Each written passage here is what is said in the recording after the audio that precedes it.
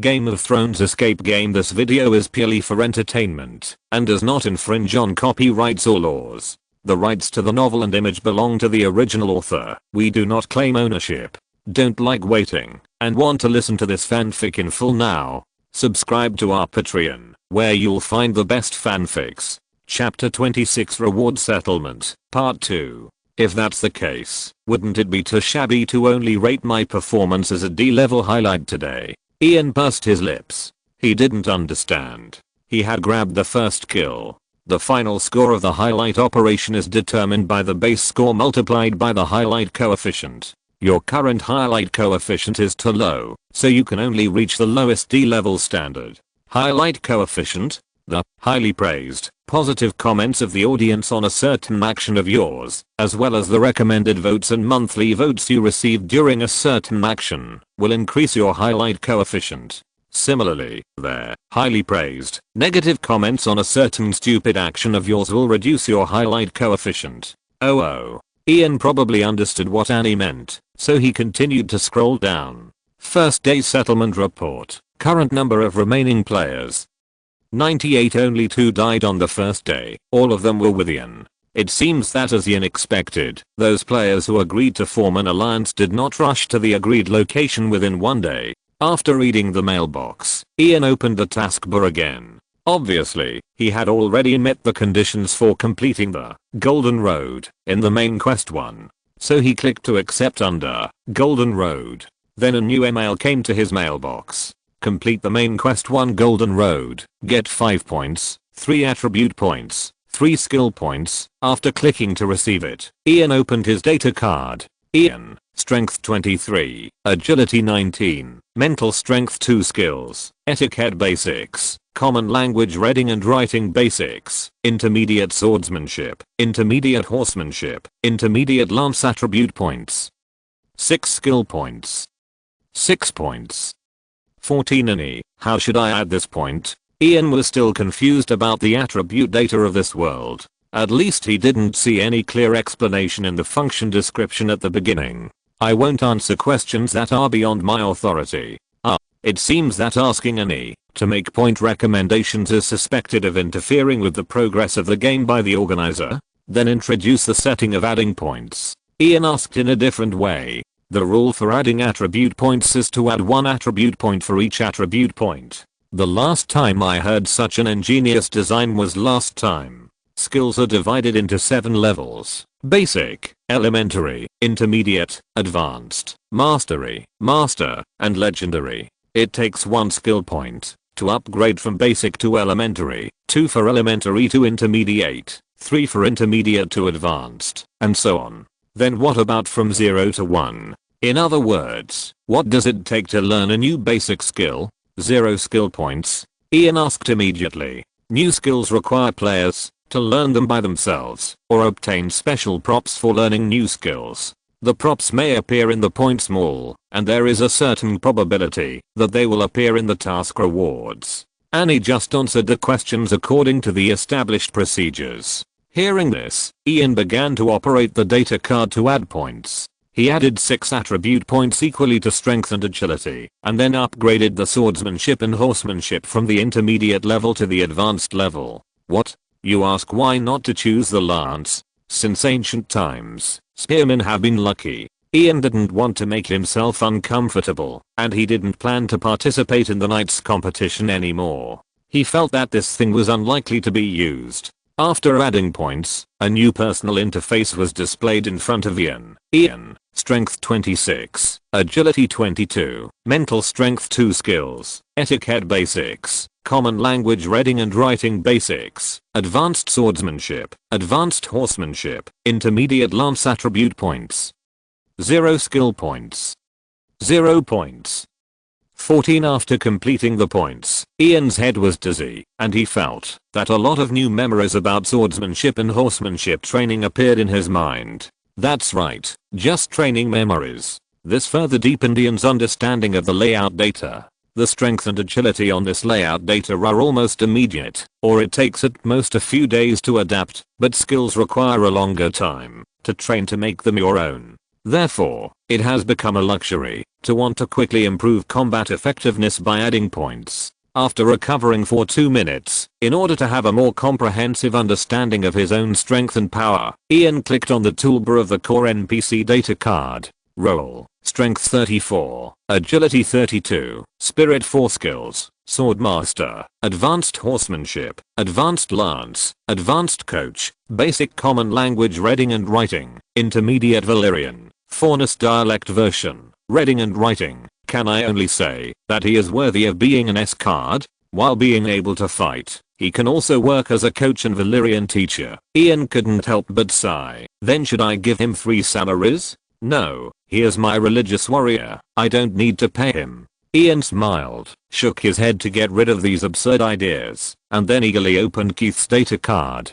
Keith, Strength 46, Agility 38, Spirit 2 skills, Swordmaster, Advanced Horsemanship, Lance Master, Long Axe Master, Basic Common Language Spoken Language, Basic Valyrian Spoken Language. Obviously, if role as a functional NPC, Keith is a typical super soldier, with both strength and agility data crushing role, and his weapons are a master and 2 masters. And his performance in actual combat was even more amazing. At that time, Keith faced 3 mercenary cavalrymen alone, and he chopped down 2 of them in one encounter without any effort.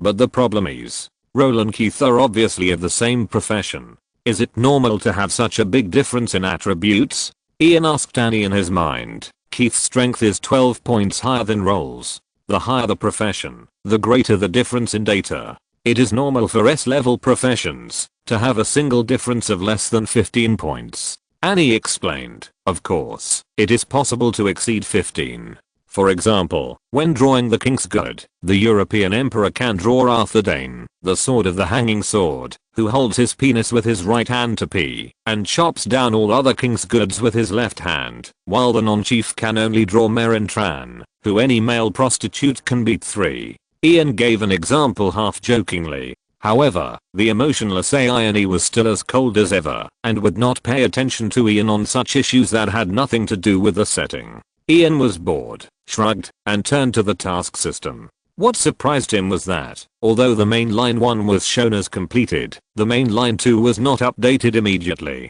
Similarly, the interface of Bounty 2 was also blank. Annie, is there a bug in the system? Why are the tasks not updated? Ian asked immediately. After each mainline task is completed, there will be a 1-week buffer time before the next stage of tasks are released, and the bounty tasks will be released according to the time originally set by the planner. Ian nodded and exited the system. PS. Today is mainly a summary and settlement. There is no plot, so 3 chapters will be released, and tomorrow I will enter the 2nd chapter, Red Dragon and Black Dragon. Please vote. Chapter 27, Crossroads Inn.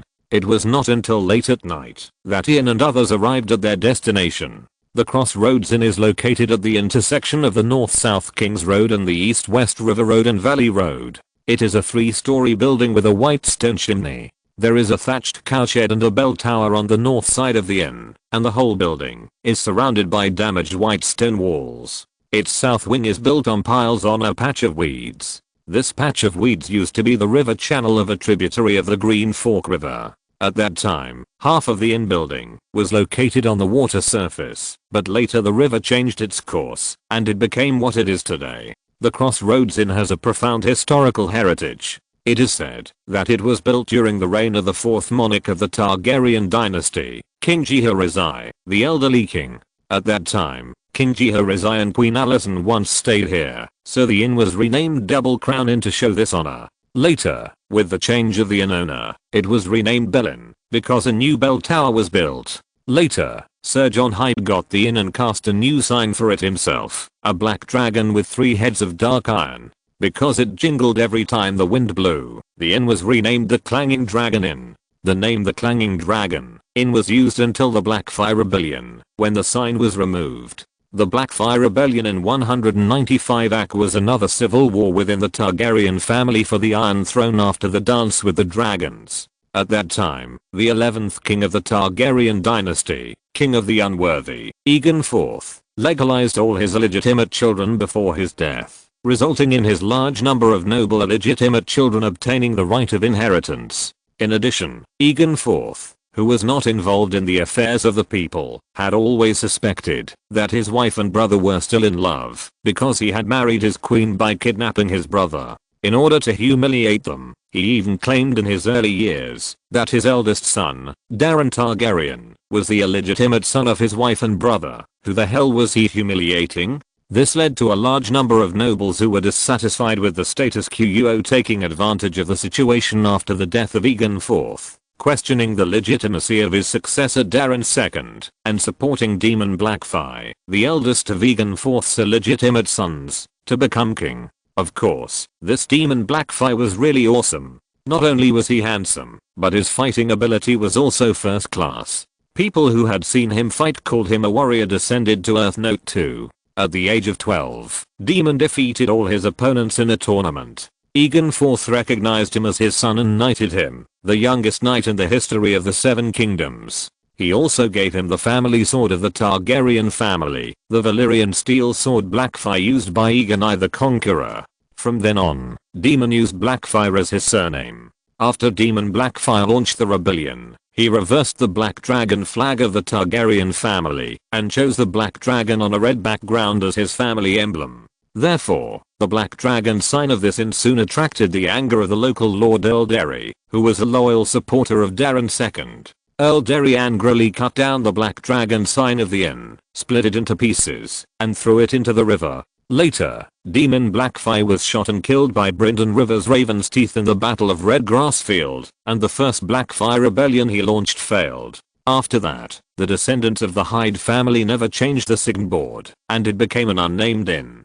People later called it the Riverside Inn or Crossroads Inn according to its location. In the original Book of Ice and Fire, the Crossroads Inn is a very important and iconic place, and many stories happened here. Therefore, in Ian's initial speculation, there is a high probability that this will become the agreed alliance meeting place for the players. As the inn approached, Ian's heart began to gradually rise. Although he knew that his disguise was now perfect to the point where it could not be improved, and the power in his hands was enough to hang up any player who had just started the game. But he was nervous. Because it was too late, the owner and the waiter of the inn might have rested, so that Ian and his friends had arrived at the door, but no waiter came to open the door and lead the horse. Ian and his friends could only knock on the door and wait for the response from inside.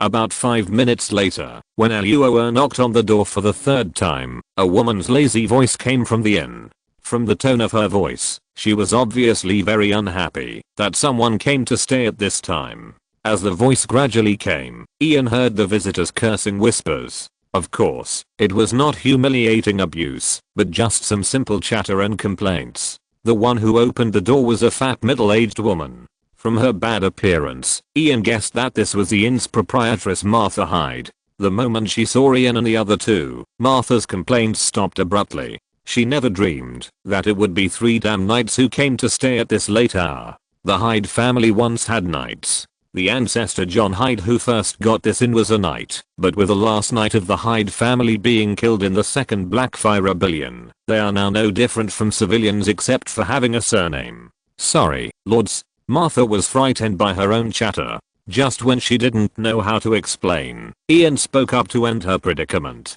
Prepare a large empty room for us, and the most abundant wine and food you have. Ian ordered directly, as if he had never heard Martha's previous complaints. Okay, lords, wait a moment. Martha was relieved and quickly agreed, then signaled the maid who had just come out late to take Ian and the others to their rooms. Although Martha was a little puzzled why these knights didn't want a single room with a bed, but instead asked for a large room that was generally provided for the lower class, where more than 10 or 20 straw mats could be placed on the floor.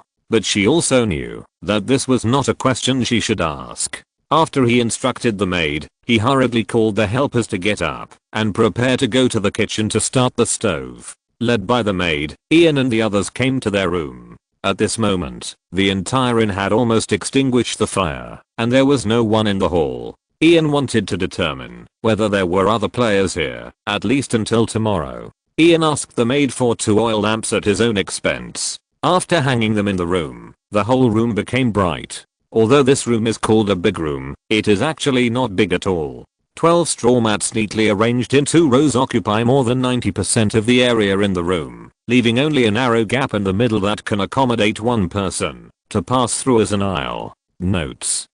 1. This refers to the first Blackfire rebellion launched by Demon Blackfire. Since then, there have been 5 Blackfire rebellions launched by Demon's descendants, including the Battle of the 9 Copper Kings. 2. The warrior is one of the 7 gods in the religion of Westeros, symbolizing strength and victory. Its image is an adult man holding a sword. 3. Valyrian steel is a kind of steel infused with fire magic. It is light and sharp. It is forged by the ancient Valyrians. If you're listening to this novel on a channel other than Fanfic World, it means they downloaded and uploaded it without effort. We cordially invite you to visit our channel, Mundo Fanfic Novelos. There you'll find the original version of this story and you can explore many other novels of various genres. We're waiting for you to immerse yourself in a world of incredible novels. Chapter 28, Foreign Nights. There was nothing in the big room except straw mats. So after Ian asked Luo where to pile most of the straw mats in the corner, he went outside to move in a table and 3 stools. The environment here was a bit bad, and the smell inside even made Ian wonder if the straw mats here had never been changed. But even if they had not been changed, it was normal. This was originally provided to the farmers who traveled between the nearby villages and the castle. It only cost 1 copper cent a night, which was less than 1/8 of the normal single room. It was basically equivalent to freeloading, and freeloaders usually had a high tolerance. After all, if you have money, you can also live in a single room. Of course, Ian chose such a big room not to save money, he just simply felt that living in the same room with 10 knights was safer. What he was unwilling to admit was that the shadow brought to him by the previous battle and massacre in the salt mine had not dissipated. After they arranged everything properly, the proprietress Martha also came to the door of Ian's room. "Sir, your food is ready." Her voice sounded quite sleepy. Ian guessed that she was quite resentful about being pulled up to cook in the middle of the night. "Come in," Ian responded.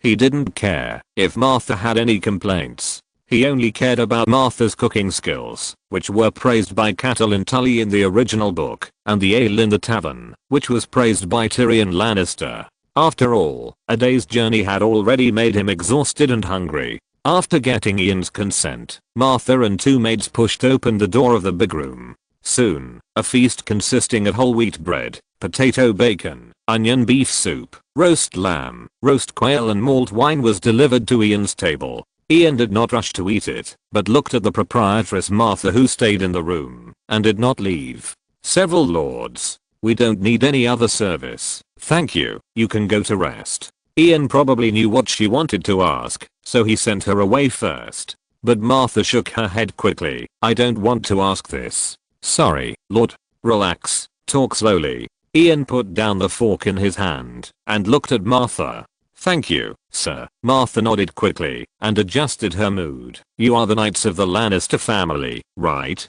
"Yes," Ian admitted directly. Anyway, he had dealt with all the people in the camel mercenary team, so he did not intend to give up this disguise for the time being, and he did not hide the emblem sword. The proprietress probably asked this question because she saw the lion head on Ian's sword. Martha got Ian's affirmative answer, and she smiled immediately, revealing a mouthful of teeth stained red by years of chewing tobacco. "So you are from King's Landing? How did you come to this conclusion?" Ian tore off a leg from the roasted quail and asked while eating. "Hey, I've been running a shop here for so many years, and I've basically seen all the knights of the 7 kingdoms." Martha pointed at Rawl. "The black armor on this knight has complicated patterns, which is the style of King's Landing or High Garden, and you are a knight of the Lannister family, and King's Landing is half Lannister, so I guess you are from King's Landing." "Yes, you guessed right. I'm Sir Lucien Lannister, and they are my subordinates." Ian raised his eyebrows, continued to stuff food into his mouth, and took another big sip of thick soup. "So, what do you want to talk to us about?" "Oh, it's like this. If you are not in a hurry to go.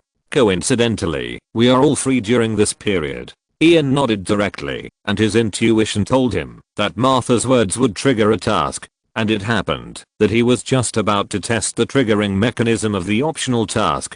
After all, according to the organizer, they will not interfere with the game after it is launched, which means that the so-called triggered tasks are most likely tasks that are automatically generated by the system according to a preset mechanism when the natives ask for help from the players. In this real world, if the mechanism for triggering tasks is fixed, then Ian, as a former game planner, can responsibly say that, as long as the operation is done properly, bugs can definitely be found on it. Of course, that is something he can only consider after he has tested the complete trigger mechanism. What he wants to test now is just the simplest question, whether the task will be triggered as long as the player is asked for help by the natives. So, Ian continued, "What can I do to help you? It's like this, Sir Lucien. Recently a group of bandits have appeared nearby. They robbed houses and did all kinds of evil. Since their hideout is near the former White Wall City, we call them Ghosts of White Wall City."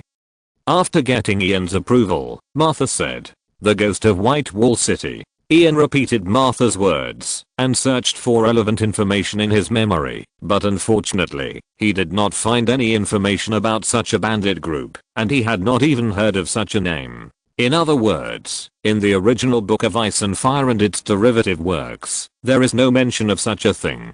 Have you heard of it? No, I have never heard of it. Ian shook his head, but since they are bandits, then I think you want us to help eliminate them, right? Wandering bandits. Ian laughed in his heart. Which medieval game with a mission function can be missing such a mission to eliminate bandits? This is simply the most traditional water text routine. Crossed out. No, Martha denied this unexpectedly. It's not me. In fact, it's Sir Wilder and his group. They are an alliance formed by the wealthy knights nearby, and they need help. You mean, in order to deal with the bandits you mentioned, the wealthy knights nearby formed an alliance? Ian was a little puzzled. No, this alliance has always existed, but this time they really gathered to deal with the ghosts of White Wall City. How many people are there? Including Sir Wilder, Sir Willy, Sir Can and other 7 wealthy knights, of course. There are also their servants and guards. This was completely beyond Ian's expectations.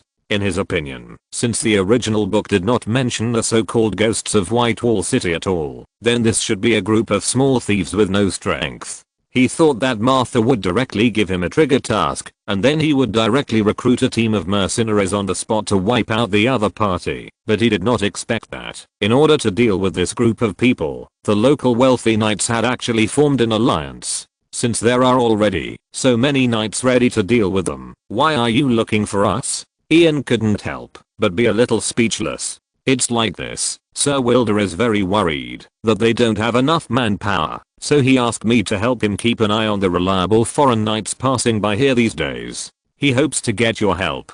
Foreign knights? Ian's eyes narrowed.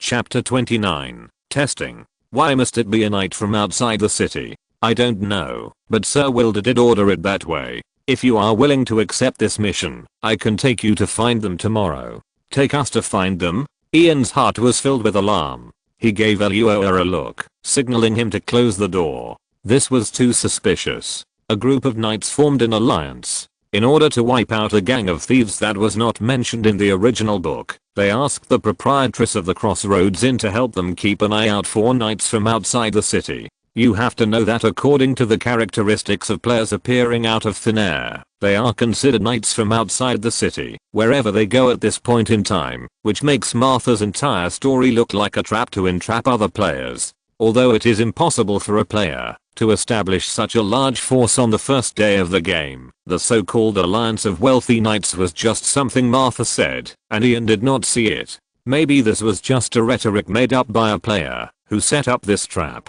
to reduce the target's vigilance. After getting Ian's signal, Eluora immediately stood up and closed the door of the room. This, Sir Lucien? This surprised Martha. She looked at all strangely. 3 lords, if you need anything, there are many good girls in our inn.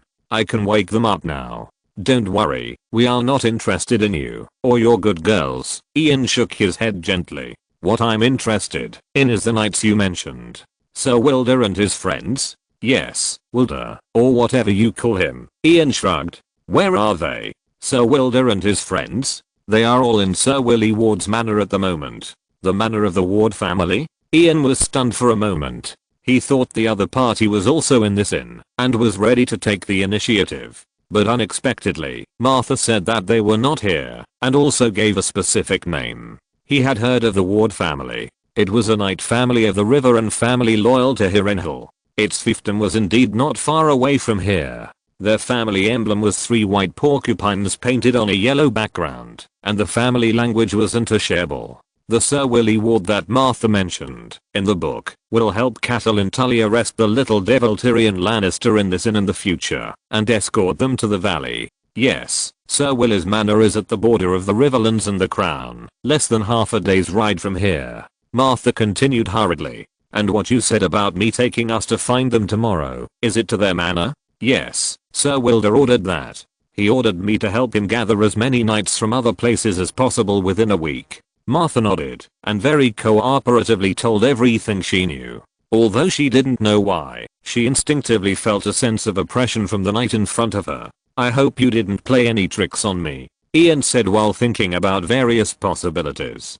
Tricks? Sorry, sir, I don't quite understand what you mean. Do you know the knight named Wilder? Yes, Sir Wilder Reg is a local lord. How could I not know him? Martha said hurriedly. Local lord? I remember it should be Derry. No, although this place was the territory of the Derry family in history, after the fall of the Targaryen dynasty, most of the Derry family's territory was taken away. It seems that the crossroads was later granted to the Reeg family. The original book does mention that there is such a knight family in the Riverlands. However, experience tells Ian that the more it sounds like the truth, the more likely it is made up by the player. You are lying. Ian slammed the table, and in this moment he made up a new story. What are you talking about, sir? Martha looked terrified and confused. We are here to hunt down a fugitive who ran away from King's Landing. He is a robber who uses this method of issuing tasks to ambush and kill other knights, Ian said while observing Martha's reaction.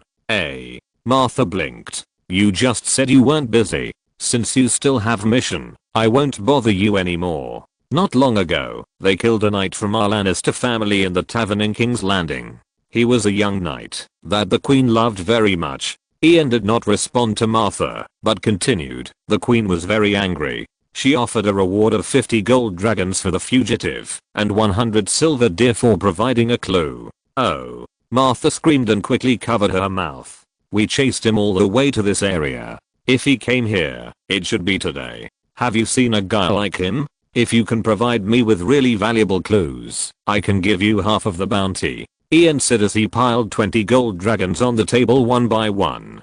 Today. Martha looked at the gold dragons on the table with shining eyes and swallowed. So you really saw it? Ian narrowed his eyes. Oh, no, I haven't seen such a person today. Martha reluctantly moved her eyes away from the golden dragon, shook her head with some disappointment, and then immediately added, but I can help you find out, Sir Lucien. I know a lot of people, and the most well-informed people here are my old friends.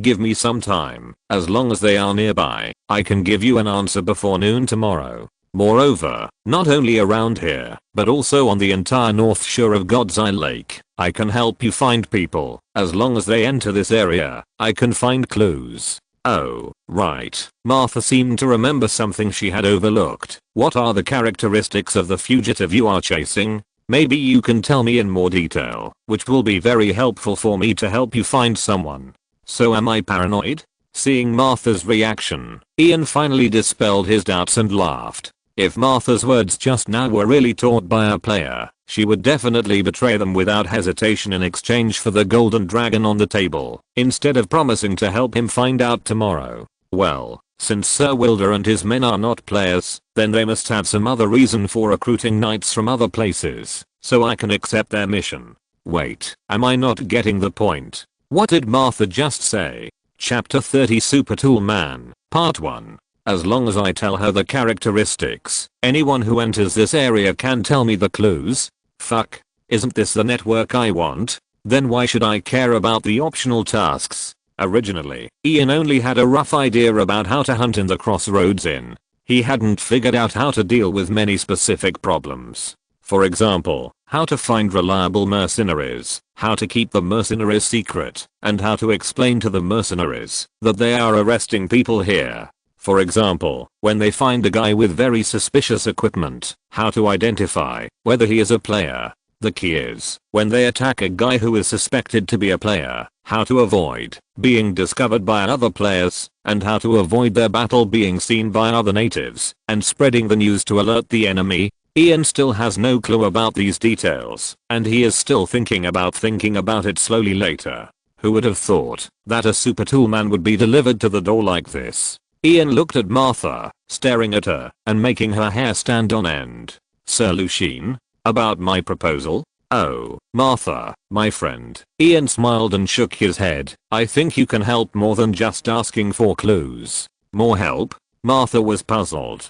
Of course it's a bigger help. You are familiar with the local mercenaries, and can recruit a group of good people for me. You have your own intelligence network. You can monitor the entire area, and lock on every strange and suspicious person who stays in or simply passes by. You are the proprietress of the inn. You can put drugs in the food and secretly knock out the unsuspecting players, to avoid alerting the enemy. You are really a big treasure. Of course, a bigger favor. Ian pushed the golden dragon on the table in front of Martha, and just when Martha stretched out her hand to grab it, he covered the golden dragon under her palm again. You just said that you can tell me clues about anyone who enters this area. I want to know how much exaggeration is in this sentence. Exaggeration? Do you suspect I'm lying? Oh no, sir, I'm definitely not lying. How are you going to do it? I know a man, Morgan the Black Falcon. He has a mercenary group under him. From Hirenal to Thousand Islands, the mercenaries and gangsters on both sides of the northeast of God's Eye Lake have a good relationship with him.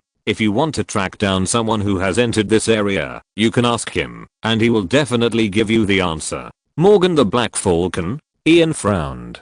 This is the second one. First, there was the so-called Ghost of White Wall City. According to Martha, this bandit group set up its den near White Wall City. They robbed houses and did all kinds of evil, so the local wealthy knights united to deal with them. But the knights were worried about the lack of manpower, so they asked her to help recruit some passing knights from other places to help in the inn. Obviously, it was a bandit group with certain strength, but it did not appear in the original book. Unexpectedly, there came another mercenary leader who had a huge influence on the north bank of the God's Eye Lake, who was not in the original book. This was a very unusual phenomenon, because now there is only a little over a year left before the outbreak of the War of the Five Kings. It stands to reason that once the war breaks out, such a large-scale bandit group and a powerful mercenary leader will inevitably show up. But they did not appear in the original book. Tell me about this Black Falcon. What do you want to know?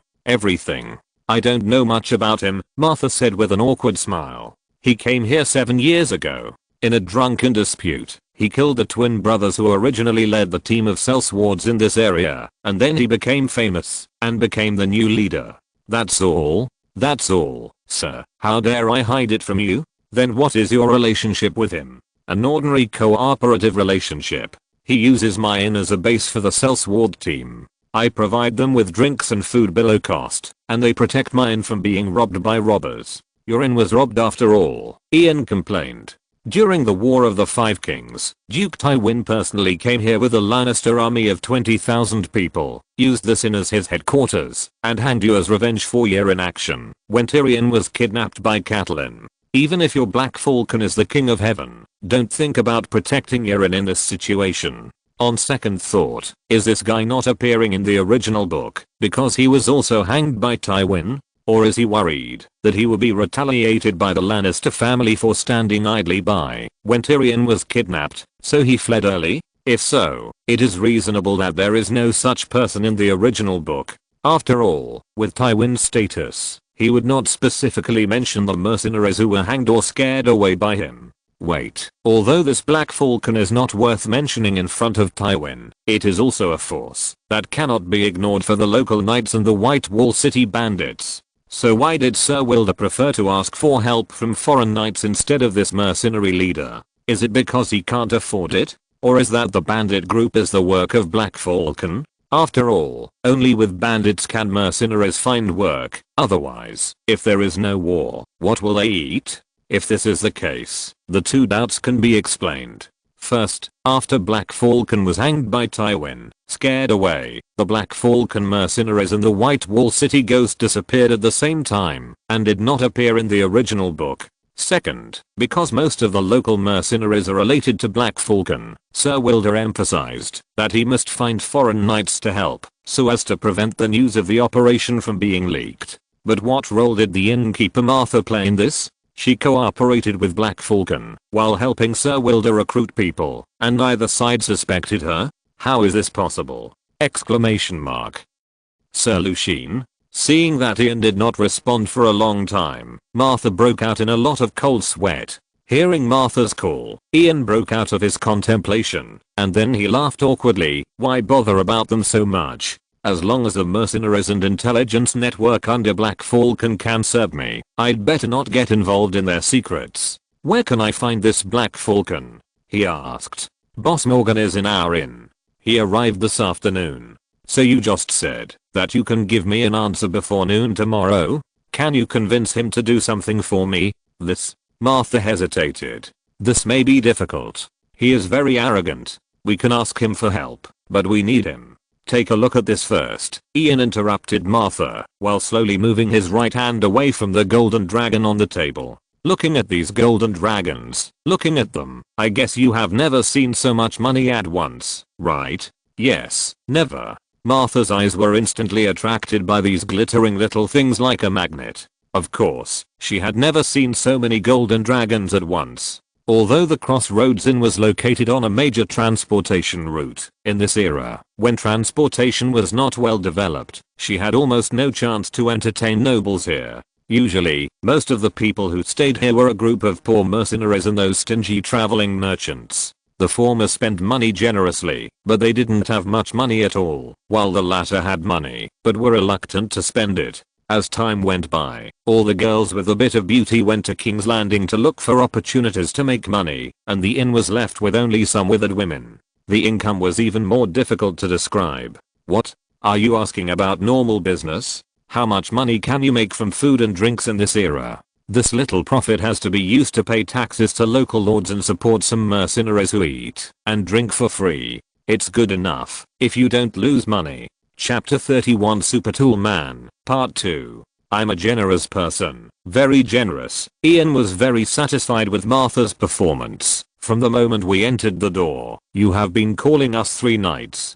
I did not correct you at that time, but in fact, the 2 of them are just my squires. Squires? Martha suddenly looked up at Eluoa and Keith, as if she wanted them to refute her, but she was soon disappointed, because the 2 knights and squires sat beside Ian respectfully, without any displeasure. This is all the reward for loyalty and hard work. Ian took back both hands, and pressed them on Eluoa and Keith's shoulders respectively. I said I'm very generous, and I'm also very rich. The golden dragon was now completely exposed in front of Martha. She stared at the golden dragon so close, and this time she did not dare to reach out to grab it. My father has 20 ocean-going ships. Our family's trading fleet returns from Volantis, Karth and even Yidi every year, bringing back tens of thousands of gold dragons. And I, who will inherit all of this in the future, am being questioned. They say that I have no ability, that I lack wisdom and bravery. I told them that all this is not necessary, because I have money, enough money to let the wisest and bravest people serve me, which will make me invincible.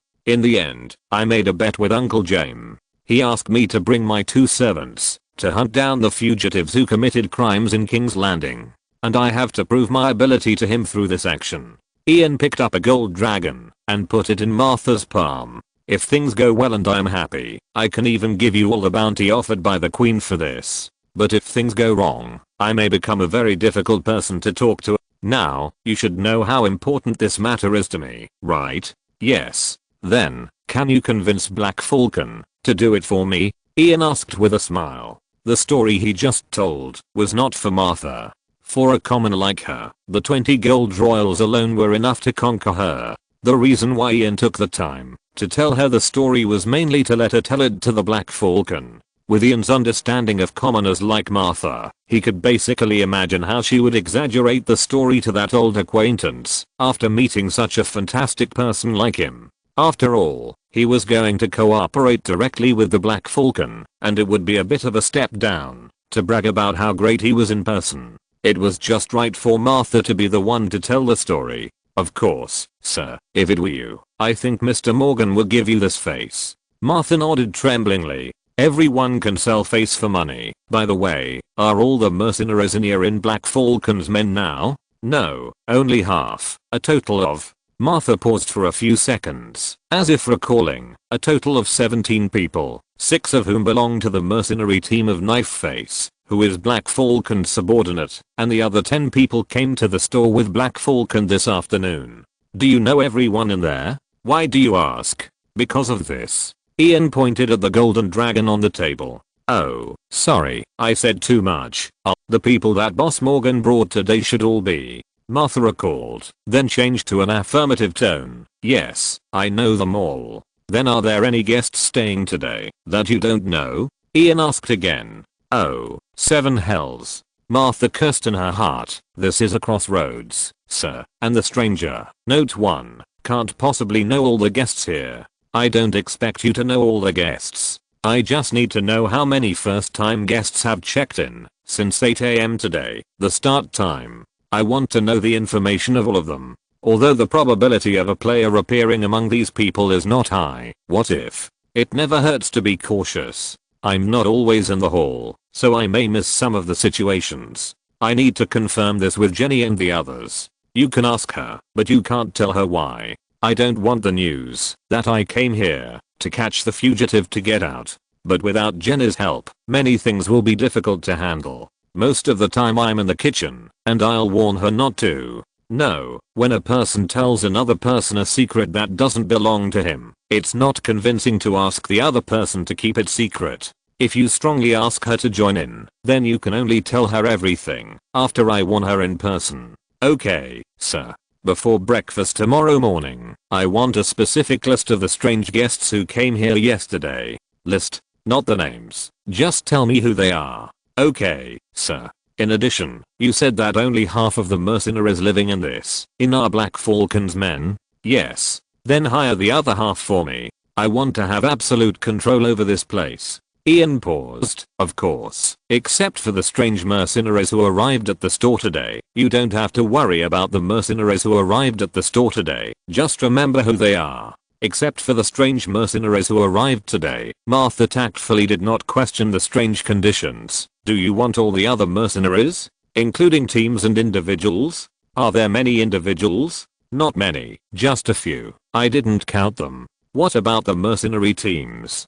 2 mercenary teams, captained by Spike Denzel and Sir Grantham. A mercenary knight. That's what he said. Okay, like, for those scattered mercenaries, just assign them some tasks and send them out. What tasks? Any tasks, such as delivering letters or wine. Anyway, get them as far away as possible. Then they will definitely not complete your tasks faithfully. They will only take your money and find a place far away from here to have fun. So what was my original purpose? Get them as far away as possible. Martha stopped halfway. Forgive my stupidity, sir. As for the 2 mercenary teams, I can hire them at 3 times the market price, on the condition that they obey me absolutely. Can you do it? Of course, if that's the price. You can make them stick their butts up. But Martha didn't dare to say the second half of the sentence. When discussing with them, don't reveal my purpose. Just tell them the reward, and then arrange for the 2 captains to meet me when I think it's appropriate. Martha nodded again. Are you sure you remember everything? Martha was stunned for a moment, then shook her head quickly. You just gave too many instructions. I'm worried that I might have missed something. Can you read? Sorry, sir. In that case, you'd better memorize my instructions, especially the details. I don't allow any negligence or omissions. Ian said, repeating his previous instructions to Martha. This is troublesome, but compared with the trouble caused by the mess, it is not worth mentioning at all. It took Ian a full 10 minutes to get this old woman with average memory to remember all the details. Well, Ian pointed to the golden dragons on the table and said, take them. This is your deposit. If things go well, I will pay you the balance of the same amount after everything is over.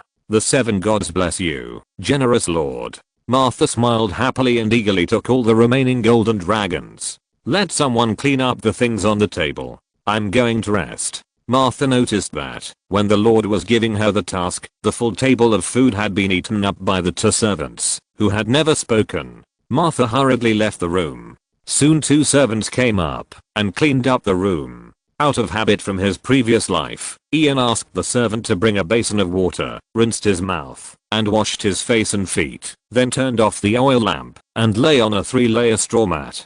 The prototype of the big net has basically been formed. He just needs to wait until tomorrow, when he finishes talking with Black Falcon and the two mercenary captains. Then it will be hunting time. Note 1. Stranger, one of the 7 gods of Westeros, represents travelers and death. His image is imageless. Chapter 32, Jenny Hyde. The next morning, Ian slept undisturbed until he woke up naturally. Although he had a nightmare last night, he still felt energetic and his mind was much clearer than last night because he had slept for 8 hours. After Ian washed up according to the habit of his previous life, Eluoa came to report to him. Master. No, Ian interrupted him quickly. Don't call me master, just call me Sir Lucien like them. This is my current identity. As you wish, Sir Lucien. Eluoa shrugged. Jenny Hyde, the niece of the boss lady Martha, knocked on the door just now. How could it be her? Where is she? I told her you were still sleeping, and she left. Then go and ask her to come again now. Do you want to order some more food? We haven't eaten yet. Okay. Eluoa took the order and left the room and brought Jenny back 2 minutes later. Jenny Hyde was a girl who was not even 18 years old. Although she was not a great beauty, she was pretty, especially her eyes, which sparkled with a lively light. She was wearing a beautiful navy blue linen dress, with long brown hair draped over her shoulders, and a section of her delicate cut exposed from the bottom of her dress. This was probably her most expensive dress, Ian guessed. My lord. Jenny bowed her head quickly after seeing Ian, but Ian could still feel that she was looking at him secretly. What did Martha tell you yesterday? Ian's face darkened. She didn't say anything. She just asked me to recall how many of the guests who stayed at the inn yesterday were here for the first time, and then asked me to report to you today. Why didn't she come in person? She is still in the kitchen. You may not know that she is the only chef at our inn. If she leaves the kitchen, the inn cannot operate normally, so she asked me to be at your service at any time. Aren't you curious about what I will do? Of course I'm curious, but my aunt refused to say anything. Just ask me to serve you seriously. She said that you are the richest person in the world, a guest of honor of the Archon of Volantis and the Emperor of Yidi. She asked me to seize the opportunity, even if it is only for one night, or even once. With your generous hand, it is enough for us to live a life of luxury. Let you wear your most beautiful dress to serve me. If you can climb into my bed, you will be very successful from now on, right? Ian rolled his eyes. Oh, sir. Jenna's face turned red after Ian exposed her secret. She whispered, I just didn't expect you to be so young. 2 years younger than you. Ian complained. Put away your evil thoughts. Ian cut the topic back to business. He had no interest in teasing a woman like Jenny. Tell me, who were the strangers among the guests who stayed in the store yesterday? There were 14 people who arrived at our store yesterday and eventually stayed, 11 of whom we had never seen before. Seeing Ian's serious face, Jenny didn't dare to think about it anymore and quickly began to report the information she had collected. So many? Yes, sir. This is the characteristic of our place. Most of the guests stop here for a night when they pass by, so there are actually a lot of strangers. So what are the characteristics of these 11 people? I'm afraid I can't answer this question anymore. Why? There are only 3 of them left in the store now. The others left before dawn, after buying some dry food. Jenny explained tremblingly, I wanted to report to you at that time, but this lord stopped me. I can't stop them by myself, right? You didn't say what you came for at that time. Eluoa couldn't help but frown. I don't know what to say. Jenna's eyes evaded. She came with evil intentions, so she was scared and dared not speak after being rejected by Eluoa. It's okay. Ian interrupted the two of them. He left before dawn. The kind of traveler who was in a hurry was unlikely to be a player. Just tell me about the remaining 3 people. Okay, okay. Jenny nodded quickly, relieved. Among the remaining 3, one is a mercenary. He is drinking in the lobby now. I talked to him for a few words. He said he came here to try his luck and see if he can find a job. But I don't think he looks like a mercenary at all. He is too thin and looks like he has no strength at all. I feel that the ducks in our store can beat him. Player. This was Ian's first reaction. Because the player's combat power has nothing to do with the size of the body. Just as age does not affect the data, the creation of the final character image will not have any impact on the layout. If a skinny guy is a mercenary, he might really be a player. So what about his other features? What kind of armor does he wear? What weapon does he use? This is the most outrageous part. He has no armor and no weapons. He wears a very old silk shirt and carries a wallet embroidered with gold thread. He also seems to have powdered his face. Let's talk about the remaining 2 people. Ian chuckled.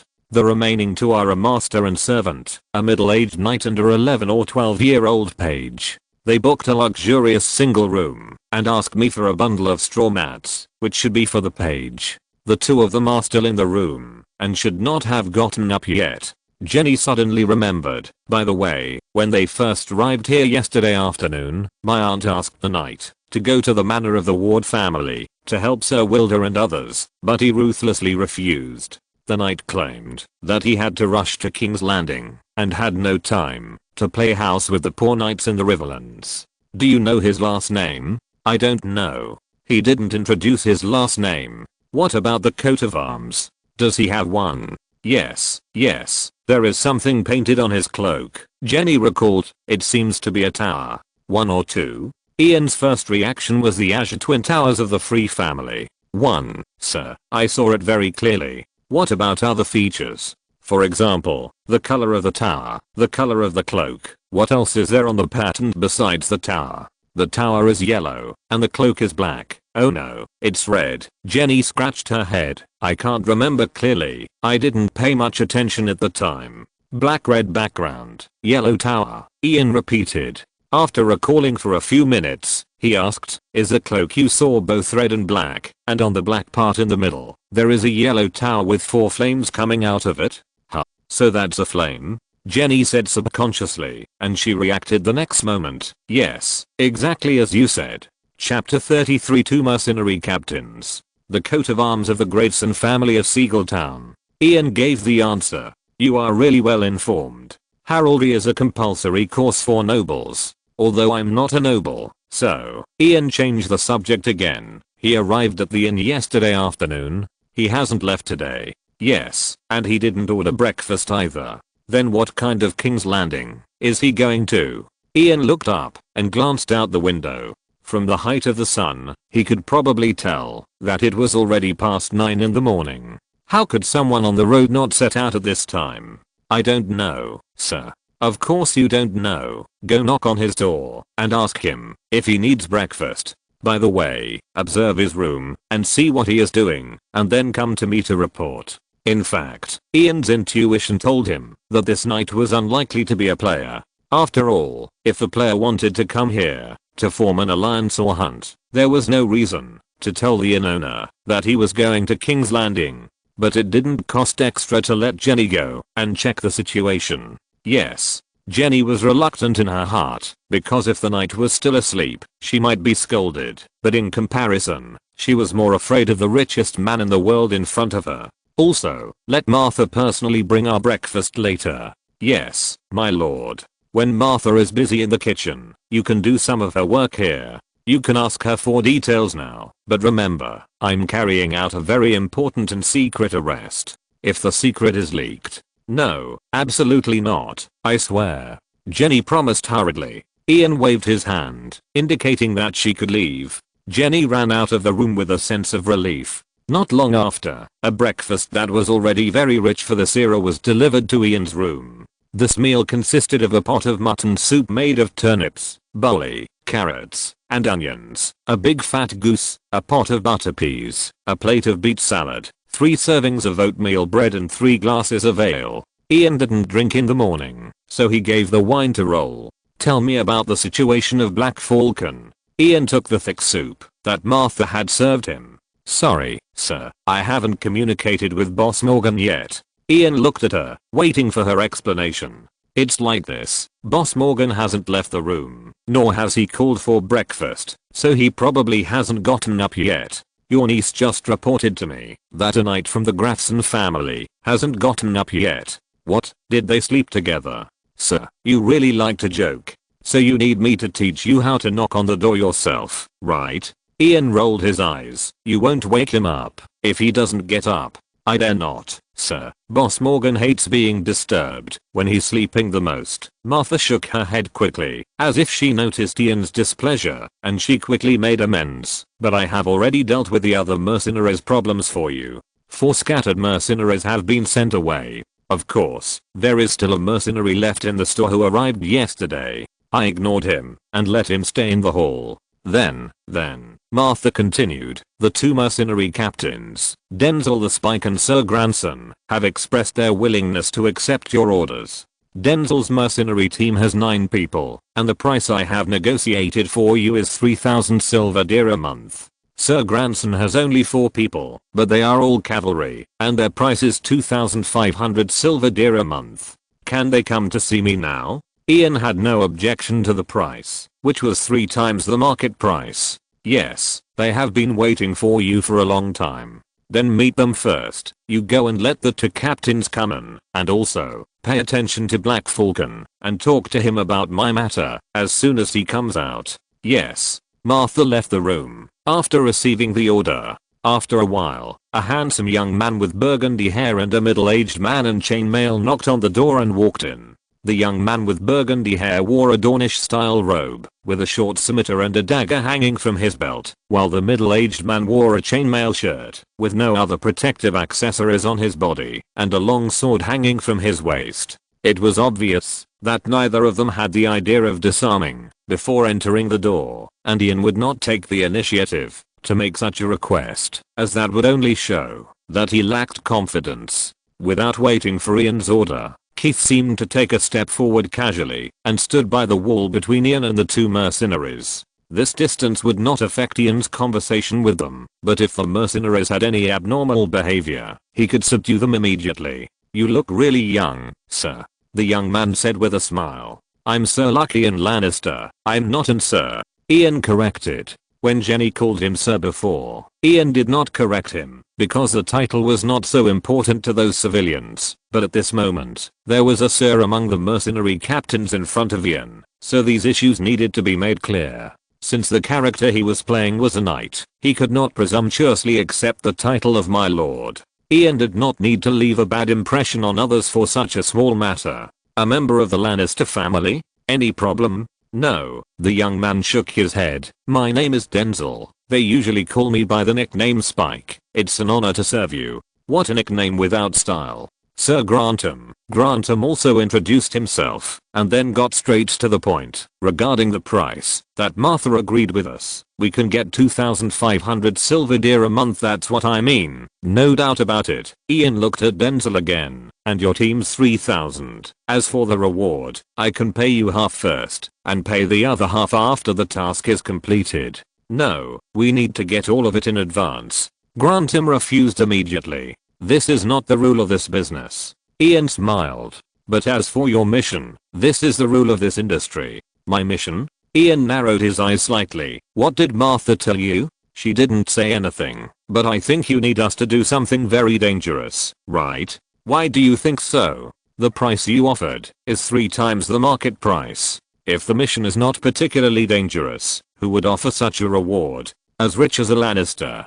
Ian said, a motto that is widely circulated in Westeros. What I want you to do for me takes a very long time and requires obedience and execution, but there is basically no danger. As for why I offered 3 times the price, it has to do with an experience I had 2 years ago. Chapter 34 Blackfire's Restoration Treasure, Part 1. I was a squire at the time.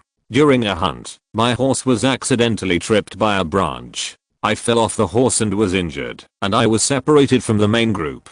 Ian made up a new story. He likes to tell stories, because stories can make his image in the target's mind more specific, so as to convey the message he wants to convey to them more perfectly. Then I lost my way in the forest and kept wandering around in the forest that looked completely different until dusk. I was terrified at the time. There were many dangerous animals in that forest, and I had no strength to fight them at night. Fortunately, before nightfall, a group of bandits passing by found me. As soon as they saw the golden lion emblem on my body, they arrested me without hesitation and wanted to exchange me for a ransom of 30 gold dragons. I agreed. I was secretly happy that I could save my life with money. But soon, through their conversation, I learned that they originally belonged to a bandit group that had been wiped out by our family. This time, they had planned to escape back to their hometown. They met me by chance, so they were ready to do this. They didn't plan to let you go after getting the ransom. Denzel understood what Ian meant. If you return home alive, you will be retaliated. Yes, so that night, I told the bandit who was guarding me to let me go, and I would give him more. Ian nodded. Did he believe you would give him money instead of hanging him? He's here. Ian reached out and knocked on the breastplate of Roll beside him. This night, Denzel and Sir Grantham were both shocked. Roll was also confused for a moment, but in view of the previous experience of Bulldog, he did not show his surprise. They are not knights, but my squires. Ian pointed at Roll, and this one is the bandit who was responsible for guarding me at the time. He is very strong, so he is unwilling to go home and become a farmer with other roaming bandits. He offered me a price of 100 gold dragons, and he would let me go after he got the money. I agreed, and then he attacked the other 4 bandits at night and killed them all. I was stunned at the time, so I invited him without hesitation to be my squire. How can you trust a man who betrayed his companions? Sir Grantham frowned. Why did he betray his companions? Ian asked with a smile. Money. Whose money? Sir Grantham choked. 100 gold royals, almost 3 times my ransom. So from then on I regarded 3 as my lucky number. I paid 3 times the amount to anyone who worked for me. And I also told them that, if anyone wanted them to betray me, they must tell me immediately, and my offer would still be 3 times the other parties. This was the method Tyrion used on Bronn. Ian personally felt it was very good and even doubled it. I have no problem. I will follow your terms. I will pay half of the reward first and the other half in a month. Grantham bowed his head to show his formal submission. Denzel took a deep breath and forced a smile. Sir Lucien, are you still short of a squire? Open bracket, close bracket. Hey, not really? Why are you looking at me like that? Denzel looked at Sir Grantham's reaction and couldn't help but laugh awkwardly. Don't you think being a squire for Sir Lucien is more lucrative than being a mercenary here? I just didn't expect you to be like this. Grantham frowned and couldn't think of a suitable adjective for a while. If you perform well enough in the next mission, I will consider your suggestion. After all, I have recently had the idea of canonizing this old dog as a knight, and then there will be a vacancy in my squire position. Ian drew another pie. You will never find a better sword than mine. Denzel smiled immediately. Every mercenary would say this, Ian complained in his heart. Looking at this scene, Grantham suddenly had a strange idea. If he hadn't become a knight yet, then he could go to be a squire for Sir Lucien. Thinking of this, he decided to interrupt the topic. So he asked, after talking so much, you still haven't told us what the mission is? No hurry, wait until Martha convinces Black Falcon, and I will assign tasks to you all. Black Falcon? You didn't come here for the ghosts of White Wall City, did you? Denzel asked without hesitation. Oh, is this Black Falcon really the man behind the White Wall City bandits? Ian suddenly became interested. That's not the case. Denzel shook his head. Black Falcon is also looking for the whereabouts of this bandit group. Also? Then why doesn't he cooperate with the alliance of local wealthy knights? They have cooperated for a long time, but several important joint operations have failed, and then they accused each other of having spies among their people, and then parted ways. Denzel explained. After parting ways, those wealthy knights continued to suppress the bandits. I can understand that Black Falcon is a mercenary leader. Why does he continue to look for that bandit group? It can't be to clear his suspicion, right? That's too naive, isn't it? You don't know? Sir Grantham asked in confusion. Know what? Ian was also confused. Grantham was stunned for a moment and did not answer immediately. Instead, Denzel couldn't wait to say, Blackfire's restoration treasure. We thought you came here for this. What the hell? What the hell? Blackfire's restoration treasure? Ian was stunned for a moment, then asked urgently, explain it more clearly. Haha, Denzel laughed awkwardly twice. Actually, I'm not particularly clear. My mercenaries only joined their first operation. We were well prepared at the time. Sir Wilder and Black Falcon assembled nearly 500 people in total, wanting to wipe out the bandit group in White Wall City in one fell swoop. But when we arrived at their camp, we came up empty-handed and didn't even find a shadow. So you were suspected? Yes, Sir Wilder and the others suspected that there was a traitor in the team, so they removed all of us, the temporarily recruited mercenaries, from the ranks of the bandit suppression. Of course, after dismissing us, they still didn't find any trace of the other party, so they also had an internal conflict among themselves. Then they split up to look for it, but still couldn't find it. As a result, a rumor spread everywhere that this bandit group was the ghost of the Blackfire Legion, and they could only attack us on their own initiative. It was impossible for us to find them on our own initiative. The ghost of the Blackfire Legion. Ian pulled the corner of his mouth. I can understand the ghost, but how is it connected to the Blackfire Legion? Where did the news of the Blackfire treasure come from? Is it because these bandits are in Whitewall? Whitewall was once the home castle of the Bartwell family, located on the east bank of the God's Eye Lake, between the God's Eye Lake and the King's Road.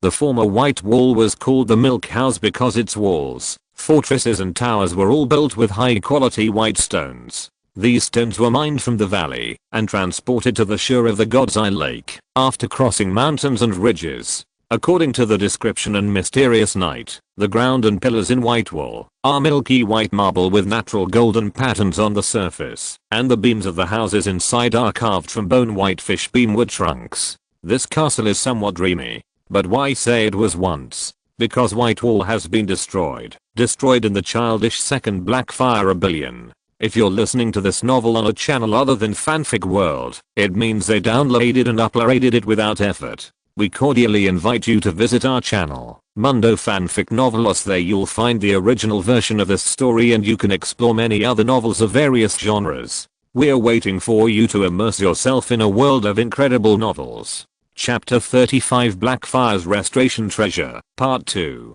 15 years after the failure of the first Blackfire Rebellion, in the year 211 of the Egan calendar, the owner of Whitewall, Earl Ambrose Butterwell, held a grand tournament in Whitewall, with a dragon egg as the prize for the champion. The dragon egg was a gift or compensation given to the family by King Egan IV, who slept with the 3 daughters of the Earl of Whitewall at once when he visited Whitewall earlier. On the surface, this tournament was to celebrate the marriage between Earl Ambrose Butterwell of Whitewall and the Free family of the twins, but in fact it was a conspiracy planned by Earl Whitewall and other Blackfire supporters. They gathered the losers of the first Blackfire Rebellion and other people who were dissatisfied with the oppressive rule of the then King's Hand, Bryndon Rivers, and let Demon II, the son of Demon I, participate in the tournament in disguise. They planned to manipulate the game to make Demon Blackfire II win the championship, then reveal his identity at the tournament, and take the opportunity to launch the second Blackfire Rebellion.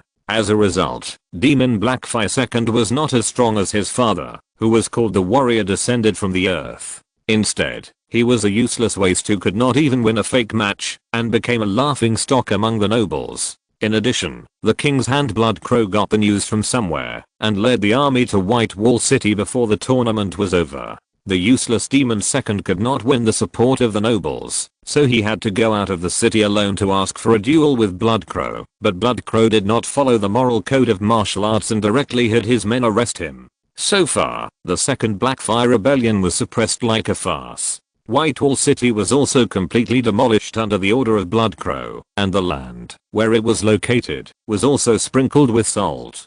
Today, the ruins of Whitewall City are completely in ruins. Although people will think of the Blackfire Rebellion when they mention Whitewall City, it is too ridiculous if a group of bandits are considered to be related to the Blackfire Rebellion because they are active in the ruins of Whitewall City. I don't know. Denzel just shook his head at this time. When I was hired to participate in the bandit suppression mission, I was not invited to enter the castle. Perhaps Sir Grantham knows more. Denzel said and looked at Grantham beside him. After finding that Ian was also looking at him, Grantham seemed reluctant to explain. In fact, the first person to discover that this bandit group was related to Blackfire was Sir Wilder Grey, the leader of the local Wealthy Knights Alliance. When he was fighting a knight from the Ghost Bandits, he cut open the opponent's robe and saw the emblem of the Blackfire gang on his breastplate.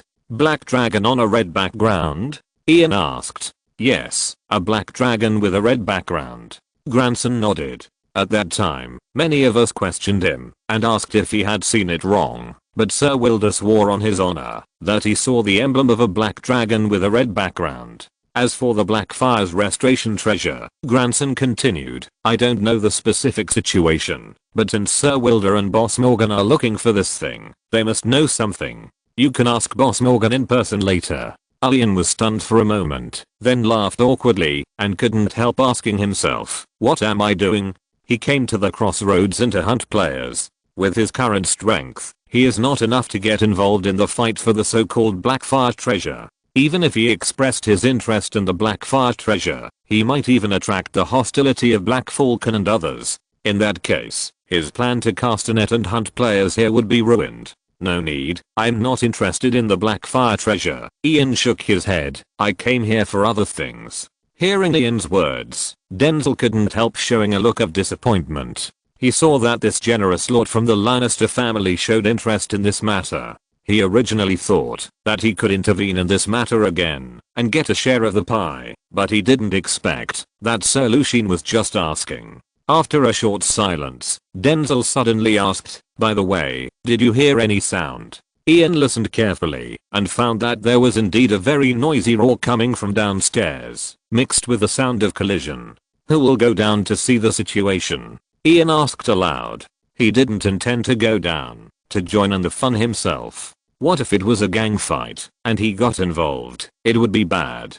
At this moment, Jenny pushed open the door of Ian's room, ran in with a pale face, and then turned around and locked the door again. What happened? Oh, sir, you want me? Calm down, my friend, calm down. Ian gestured to Elua to hand her a glass of wine. Jenny took the wine glass and drank it in one gulp without any image. Then she started to cough violently because she was choked. Slow down, you are safe here. Now tell me, what happened down there? Morgan, cough cough cough. Boss Morgan is dead, and his men said they want to demolish our store. Black Falcon is dead. Ian was a little stunned. The mercenary leader was fine, and I just wanted to find him, but he died inexplicably. Am I possessed by the elementary school student of the god of death?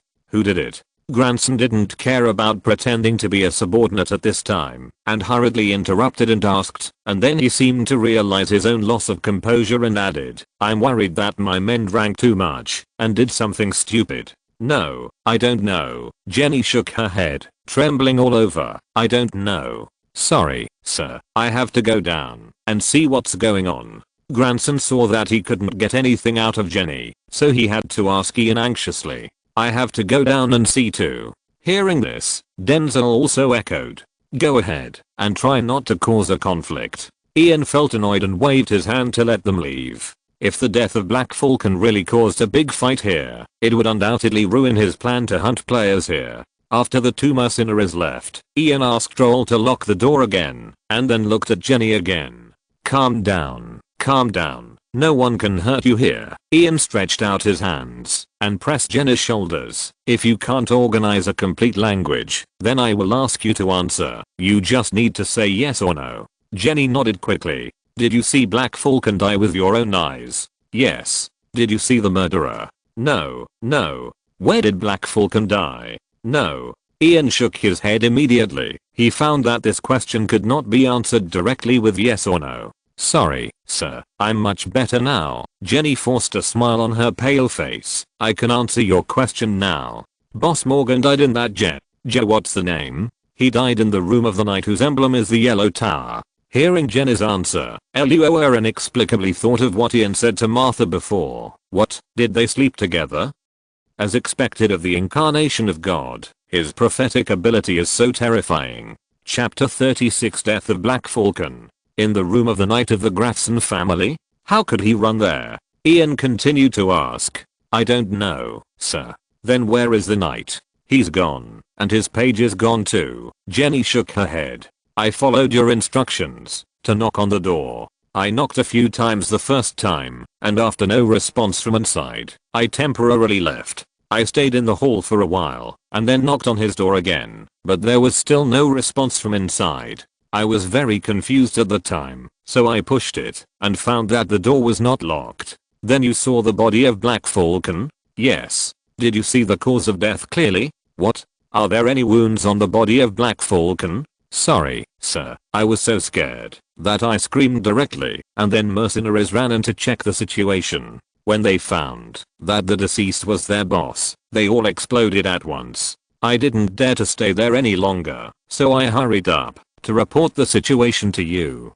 Damn it, Ian said in a broken voice. You were the first to find the body, and then you ran to me without stopping. Isn't this just adding suspicion to me? Put on your armor and get ready for battle, Ian ordered. Roll immediately blocked the door with all the tables and stools, and then the three of them helped each other and quickly put on their full sets of equipment. Listening to the noise outside the door, Ian now only hoped that when the mercenaries under Black Falcon came up, Denzel would stand by his side as promised. However, they waited for a long time, but when the mercenaries under Black Falcon did not come to knock on the door, they found that the sound downstairs gradually disappeared. After a while, there was a knock on the door outside. Sir Lucien, Jenny, are you in there? It's my aunt's voice.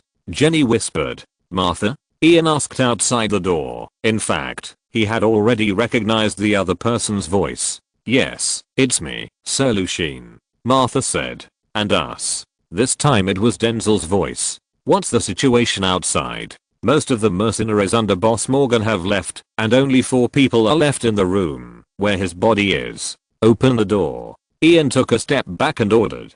Could it be a trap? Roll frowned. It's highly unlikely. If it is, this door can't stop anyone. Ian shook his head. If Denzel and his mercenary team also stood on the other side, he would have no chance of winning. Roll took the order, moved the table against the door, and then pulled the bolt. There were only 3 people outside the door, Martha, Denzel, and Sir Grantham. There was no large group of mercenaries standing outside as Roll worried. Sir Lucien. They bowed their heads after seeing Ian. Has the murderer been caught? Ian asked. No. Then why did they leave? Catching the murderer is far less important than competing for the position of the new boss, isn't it? Ian recognized that this was Grantham's voice. Except for Dorian, who is an orphan adopted by Boss Morgan, and has always regarded Boss Morgan as his father. He is the only one who stayed with a few people, and vowed to avenge Boss Morgan. Everyone else left in a hurry. Then why did you stay? Ian asked with a smile. I don't. Granson wanted to argue, but when the word came to his lips, he changed his mind. You really have a keen eye. I'm indeed a member of the Black Falcon mercenary group. The reason I didn't leave is because I don't think I have the capital to compete for the position of the new leader of the mercenary group, and I think becoming the new leader of the mercenary group is not as promising as working with you. But I'm very curious, how did you know that I belonged to the Black Falcon mercenary group? 2 points. The first is your attitude on the issue of the Blackfire treasure. My attitude? From the beginning, you seemed to be sure that I hired you to do something very dangerous. I thought you must have thought that I came for the Blackfire treasure at that time. Ah, did you guess? Granson was surprised, then admitted it. So you were not shy about talking about the Blackfire treasure at first. At that time, you probably wanted to find out how much information I knew. Then you suddenly found out that I actually knew nothing about the Blackfire treasure, so you immediately changed your attitude and became reluctant to talk about this issue. This is because you don't want another competitor to compete for the Blackfire treasure. If you are really like what you said, you have been excluded from the ranks of the White Wall City ghost thieves like Denzel, then you should welcome new competitors like me like him. Only then you will have a chance to get a share of the pie. If you don't, it means that you are either a member of the local Wealthy Knights Alliance or a member of the Black Falcon mercenaries. Granson's throat was a little dry. The second point is your name for Black Falcon. Everyone calls him Boss Morgan. He doesn't like the nickname Black Falcon because the title of Black Falcon belongs to the position of the leader of the mercenary group, not to him. Grandson seemed to realize something and explained immediately. I know this. For example, Martha and Jenny always call him Boss Morgan, but they are just innkeepers. You are different. You are a knight. Since Denzel has always called him Black Falcon like me, why do you lower your status and call another person boss? So you have long guessed that I'm MO. Black Falcon's man? Then why did you choose to hire me? Grandson said in a lost voice.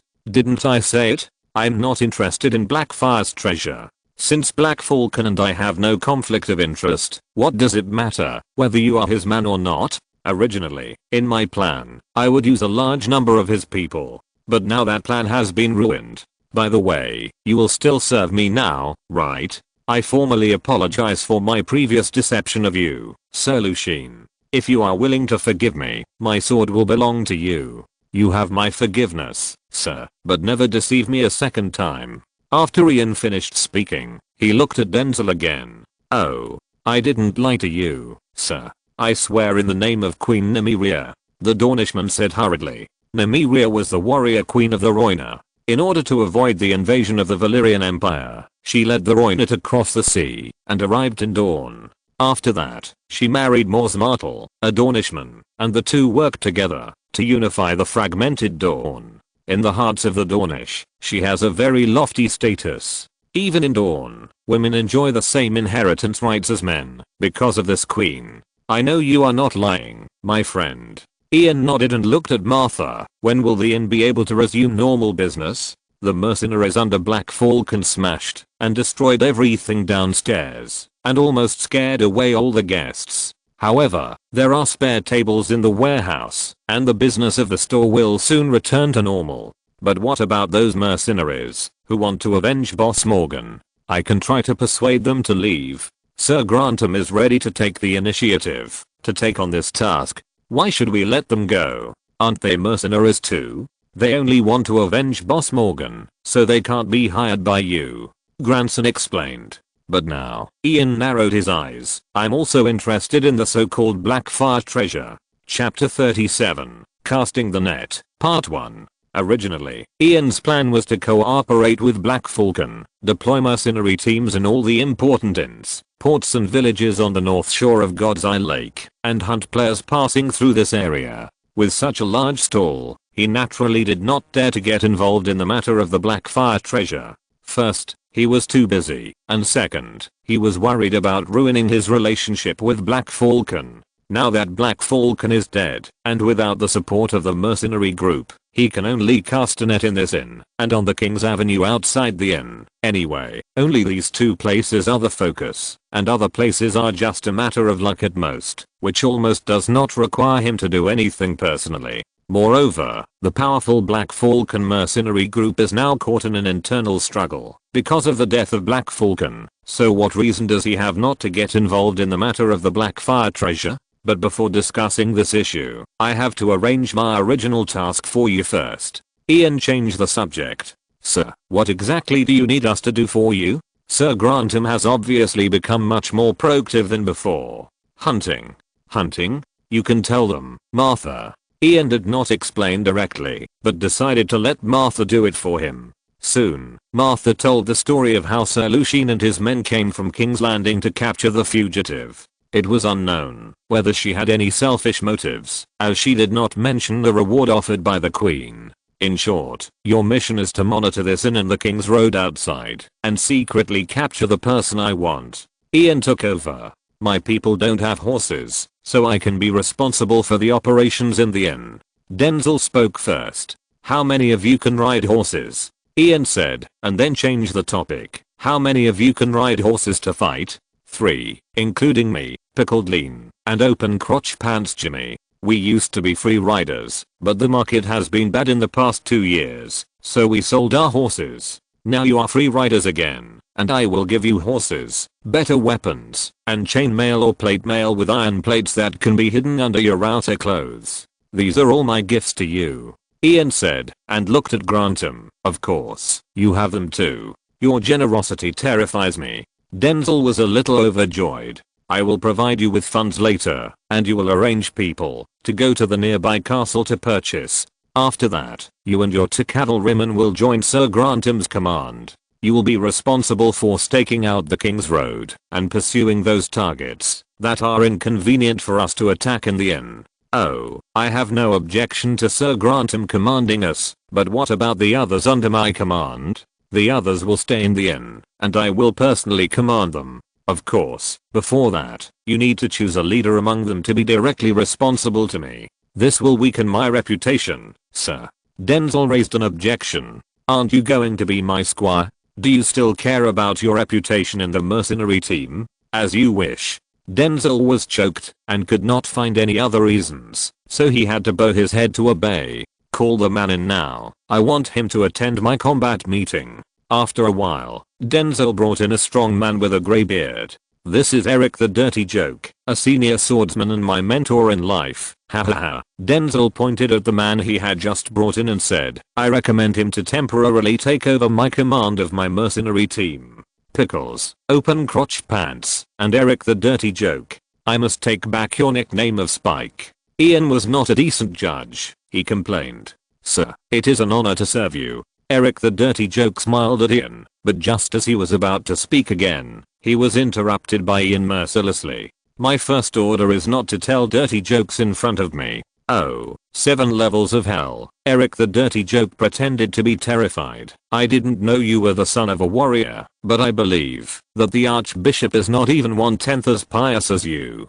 My second order is not to smile in front of me. Ian interrupted the chatterbox again. As you wish. Eric the Dirty Joke still had a smile on his face and responded without comment. Then, remember every word I say next. Ian clapped his hands, signaling everyone to focus. I'm going to capture a gang.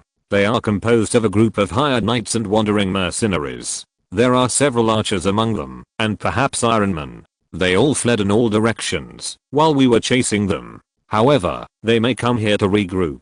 The hired knights among them wear a full set of chainmail, including chainmail gloves and greaves. Their weapons are hand and a half swords. They only have 1 horse and no squires. The archers use yew longbows and daggers as their secondary weapons. They have no armor and no horses. The Ironman's weapons are 3 throwing axes, one of which is larger and can be used as a fighting axe. Those wandering mercenaries wear leather armor and their weapons are short swords and daggers. Sorry, sir. Denzel couldn't help interrupting Ian. 7 out of 10 mercenaries are dressed like this. So, that's not all. Be patient, my friend. Ian smiled. For the candidates who meet my previous description, you need to focus on those unfamiliar faces and lone travelers who have never been seen before, as well as those who look very vigilant. The mercenaries under your command are divided into 2 groups. The first group is all cavalry, led by Sir Grantham, responsible for monitoring the King's Road outside the inn. If there is a suspicious person who meets the characteristics passing by, but does not enter this inn, follow him and find an opportunity to tie him up. I will personally identify whether he is the fugitive I want to capture. The second group. I have a question, sir. Denzel interrupted Ian again. You say, what if there is someone among the people we capture who is not the prisoner you want? This. Ian was stunned. He really hadn't thought about this problem. It is normal for the mercenaries to capture people according to this condition. It is normal to capture the wrong person. So what should be done with those who are captured by mistake? It is definitely not possible to let them go directly, so lock them up and wait until the hunt is over before releasing them. You don't plan to let them go, do you?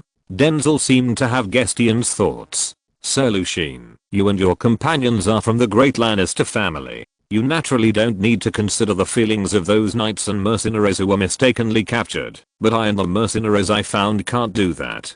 We have been active here for a long time. If we capture someone, then no matter what the purpose is, we will become enemies with them. And if they happen to be someone you don't want to capture, it will make us very uncomfortable if you let them go. Chapter 38 Casting the Net, Part 2. Are you worried about retaliation? Ian knew what he meant. Yes, of course we are worried.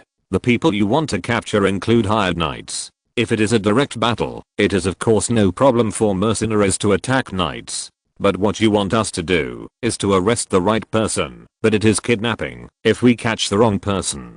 Kidnapping a knight without reason is a provocation to the entire aristocracy. If we catch the wrong one, and you let him go, he may not dare to retaliate against you, but we can't escape.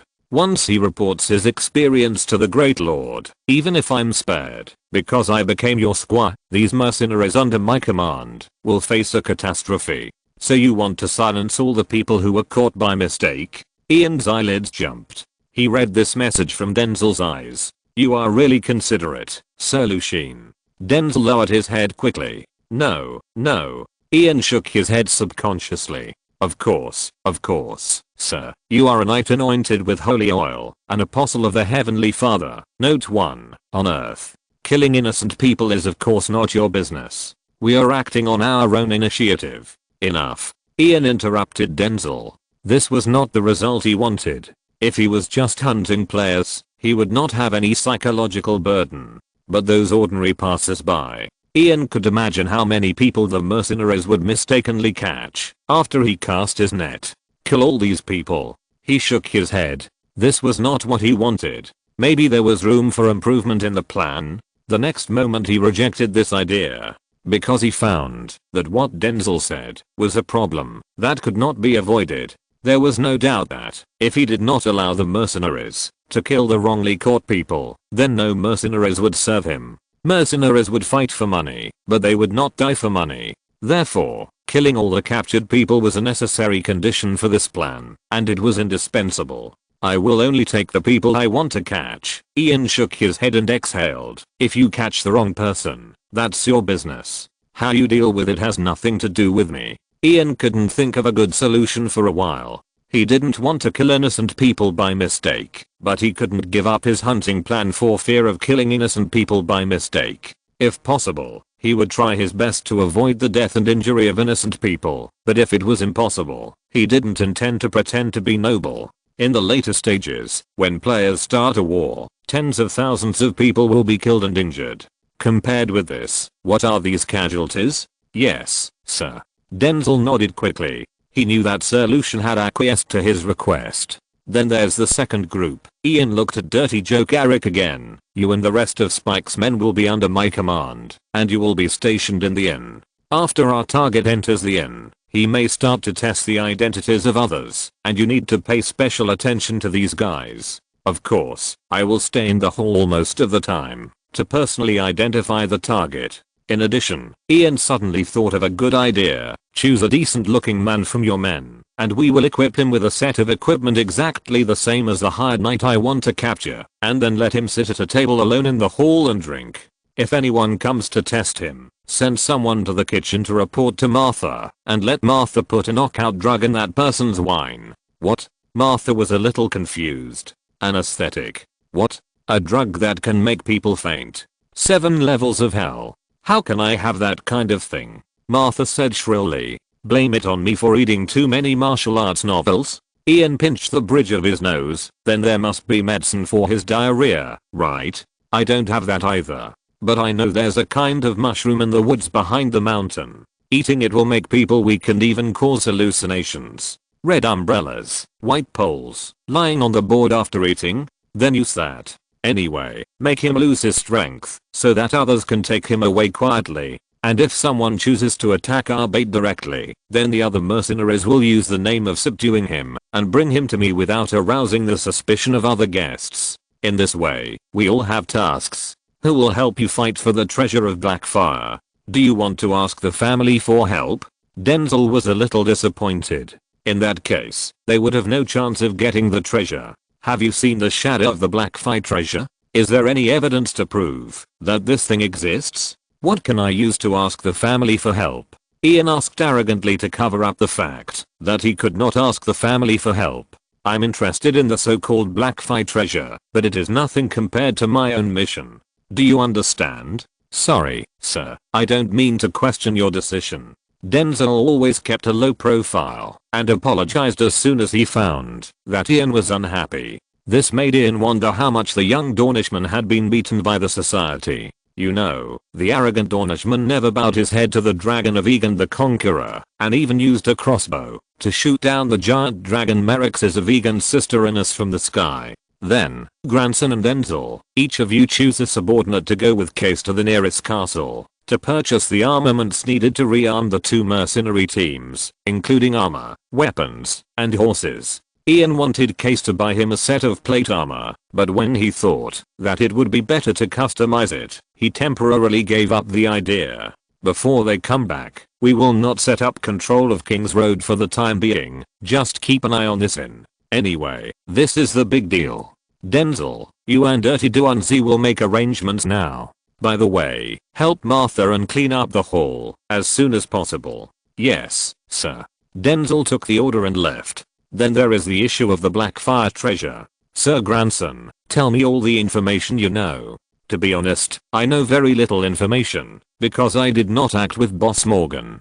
He arranged me at the Crossroads Inn and asked me to pretend to be someone who did not belong to the Black Falcon mercenary group, to attract outsiders who are interested in the Blackfire treasure to hire me, so that I can be his eyes. Sir Grandson explained.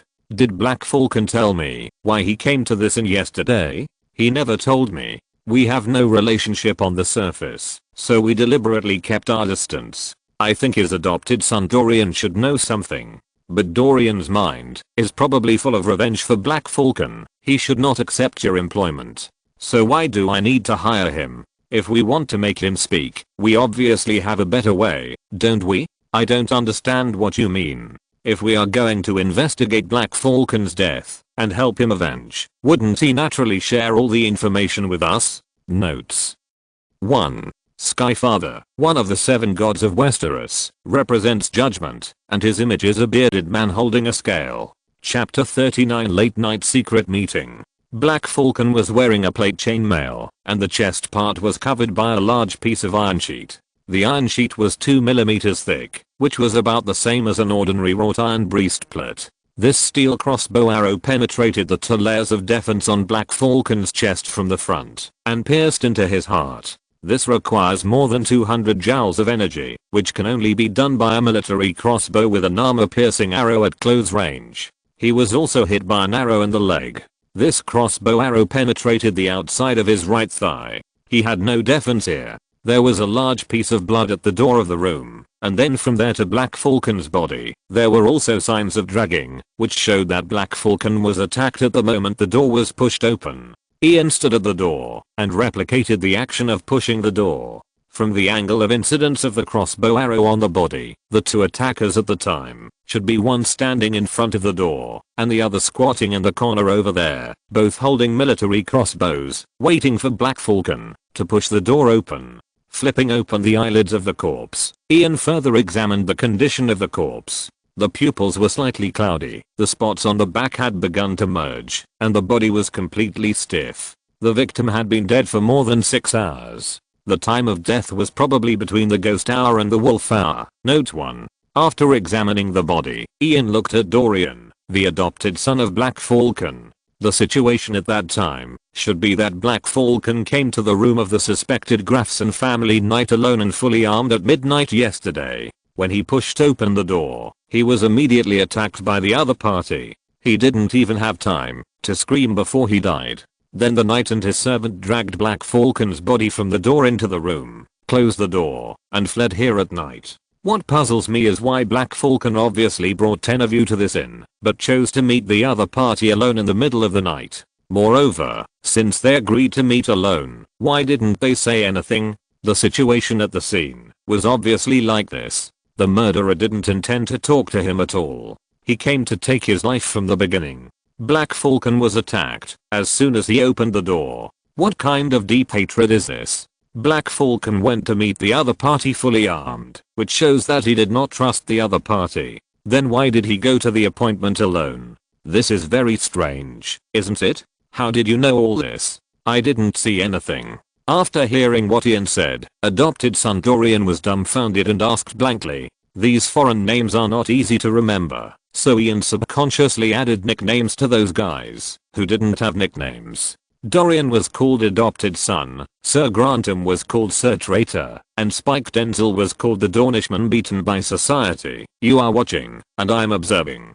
Ian quoted a famous saying of Sherlock Holmes. No, who the hell are you? The adopted son Dorian finally woke up from his daze and yelled at Ian, then looked at grandson on the side. Who is this man? Is he your new master, sir? When Boss Morgan was alive, he would not speak to me in this tone. Kid. Grandson immediately retorted. The word kid instantly angered the young adopted son. Just when he sought support from his adoptive father's two deputies, Knife Face and Lamefoot, the two also humiliated him with the word kid and then walked away.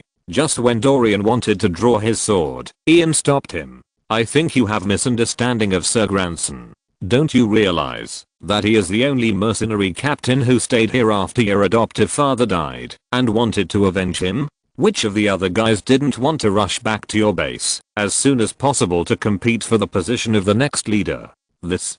Dorian's hand, which had just touched the hilt of the sword, suddenly loosened. I came here to help at the invitation of Sir Grantham. Ian gave Grantham a warning look, signaling him not to speak. Or do you think that you guys alone have the strength to avenge Black Falcon? This. I'm the only person in the world who can help you get revenge if you are willing to share everything you know with me, Ian said as he washed his hands in the basin, handed to him by Jenny. Really?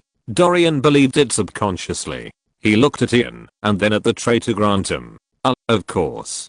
Grantham probably understood Ian's thoughts, but still nodded unnaturally. So, shouldn't you apologize to Sir Grantham? We are all working together for the same goal, and we should stay united, Ian said immediately. Yes, Dorian, the adopted son, nodded, not realizing that he and Ian had become co-workers without even agreeing. He said to Sir Grantham in a very formal tone, I'm sorry, sir. I ask for your forgiveness for my behavior just now. I shouldn't describe you as a child. In fact, you are already a good warrior. One day you will become the new Boss Morgan. Grantham also cooperated and then added in his heart that you will never become the new Boss Morgan, a young boy. Then, please solve my doubts next, which is crucial to finding the mastermind behind the murder of your adoptive father. Ian walked to the door. Shall we find another room and talk while drinking? Dorian agreed to Ian's proposal, and soon the group moved to Ian's big room. What wine would you like to order? Jenny played her role appropriately at this time. Golden wine from King Ting Island. Ian directly said the name of the best wine in Westeros. Oh, sir, how can there be such fine wine in your shop? Our best wine is Dawn's Summer Red, and the rest are our own wine. Dawn's horse urine. Ian couldn't help but think of someone's evaluation of Summer Red in the original book. Okay, then Summer Red, Ian responded, and then looked at his adopted son Dorian. So should we start now, or wait for the wine to arrive? Can you tell me who you are first, sir? Sir Lucien Lannister, a member of the Lannister family? Are you here for the Blackfire treasure as well? Dorian immediately became alert. Could it be that he had someone kill my godfather? Just now, you had such an idea, right? Ian said in an extremely exaggerated tone. Dorian stood up suddenly and took a step back. Relax, my friend. I didn't know your foster father before. I came here to capture a group of fugitives from King's Landing. They can all prove it. Dorian looked around and saw Sir Grantham and Jean, who had just brought the wine, nodded. Note, Ghost Hour and Wolf Hour are both Westeros's descriptions of time. Ghost Hour is around midnight and Wolf Hour is around 3 AM. Chapter 40, The Ghost of White Wall City. In fact, we just told Sir Lucien about the Blackfire treasure. Sir Grantham added. I'm sorry, sir, I'm sorry. The adopted son Dorian suddenly looked very embarrassed. You just lost someone close to you. I feel deeply for you. I will forgive you for all the misconduct and doubts you have shown. Thank you for your understanding, sir. However, if you really want to avenge your adoptive father, you need to sit down now and cooperate with me to restore the truth of the matter. The truth. You mentioned before that this room belongs to a knight of the Grafson family. He is the murderer, isn't he? Dorian asked. The Grafson family of Seagull Town in the valley. Can you think of the connection between your godfather and them? Dorian thought for a while and denied. No. Then this clue can't bring us any conclusions for the time being. The murderer may be a sworn knight who once pledged allegiance to the Grafson family, but later he lifted his oath and became a hired knight, but took away the equipment. It may also be that a hired knight happened to buy or seize such a set of equipment with emblems. Armor is different from heraldic swords. Generally, few knights will use heraldic swords of other families, but they will accept armor with emblems, because the armor is too expensive. This does not mean anything. I was careless. Ask me, and I will tell you everything I know. Ian nodded with satisfaction, and then began to ask questions. Why did Black Falcon come to this inn yesterday? He didn't say. My godfather has always been strong. We rarely ask why for any of his orders. So you don't know who he came here to see? I don't know. He lived in a room alone last night. Is this also his habit? No, although my godfather is very strong in decision making, he is not arrogant in life. He usually eats and lives with everyone, so I was confused when he asked for a single room yesterday. The adopted son Dorian fell into recollection. You didn't ask him? I dare not, sir. Didn't he go to the big room, where you slept to wake anyone up, before he went to meet the murderer in the middle of the night yesterday? No, Pier's sleep is very light. The adopted son Dorian pointed to a young man about 15 years old behind him, who was about his age. If my godfather had come, he would have woken up. In other words, Black Falcon took the initiative to choose to meet the murderer alone, even though he brought so many of you to the inn. But he obviously didn't trust the other party, and he put on his armor before leaving. Ian asked. That is his favorite and best set of armor. Dorian nodded to agree with Ian's point of view. So their meeting is a secret, or they are going to discuss a secret that he doesn't even want anyone in the mercenary group to know, but he might tell you that you are his adopted son, right? He treats me as his own son, but he didn't tell me any secrets. Recall it carefully. Dorian took a big gulp of summer red and recalled it. After a while, his expression became obviously anxious, and this anxiety lasted for a long time. He suddenly clenched his fists and slammed them on the table, then shook his head frantically. I don't know. I can't remember. I can't remember anything. Maybe my godfather really said something, but I didn't take it to heart, Dorian said, and he actually started crying. Damn it, I can't remember. Ah. Finally, Dorian roared loudly, as if he wanted to release the depression in his heart. Crying can effectively relieve bad emotions, but blindly blaming yourself will not help. Your adoptive father has now died at the hands of his enemy. You are no longer a young eagle protected under his wings. You must become a new Black Falcon yourself. Ian suppressed his irritability and said patiently, I'm really an excellent spiritual mentor. New Black Falcon? But my adoptive father's mercenary group has been taken away. Although I have many friends in the mercenary group, most of them are there for my adoptive father's face. If you really want to talk about it, my power in the group is ranked 3rd at most, and I can't compete with Lame and Sir Harrison at all. But you can avenge your adoptive father. This is the first step. Another night, help me. I can't tell whose name is whose, but I can't remember what secret my adoptive father told me. So I will help you. You just need to tell me all the parts you know, and I will find a way to do the rest. What I know? Do you mean about the Blackfire treasure? Is your goal still the Blackfire treasure? Why is the young man so smart? It's not easy to fool. Would you believe me if I said no? Dorian shook his head. Then if I covet the Blackfire treasure, will you still ask me to help you avenge your adoptive father? Dorian was stunned for a moment, and then nodded unnaturally. So why are you entangled in such an insignificant question? Black Falcon was murdered this time, and it is likely related to the secret of the Blackfire treasure. Since Black Falcon is already dead, please accept my condolences. Since he is already dead, you don't have the capital to fight for the treasure, so what's the harm in letting me fight for it? You don't want those who killed your adoptive father to succeed, right? You are really honest. Sorry, sir, I'm too narrow-minded. As long as you can help me avenge, I'm willing to tell you all the secrets I know. Don't know where to start? What do you already know? Basically nothing. Ian shrugged. So you need to tell me everything you know. Anyway, I'm free now. I don't know that the information is important. Otherwise, I'll tell you from the beginning. You can ask questions when you come across the part you think is important. Okay. The beginning of the story. Where should I start? We were the first to fight against the ghost bandits in White Wall City. The adopted son Dorian thought for a while and began to speak. Ian looked at Grantham suspiciously. He remembered that Grantham had clearly said that the first person to discover this bandit group was Sir Wilder Grey, the leader of the local property-owning knights. but Grantham just shook his head at him, indicating that he didn't know what Dorian was talking about. It's just that we didn't know that such a bandit group existed at that time. The adopted son did not notice Ian's action, but continued. It was 4 months ago. At that time, a traveling caravan came to Sir Harrison's castle.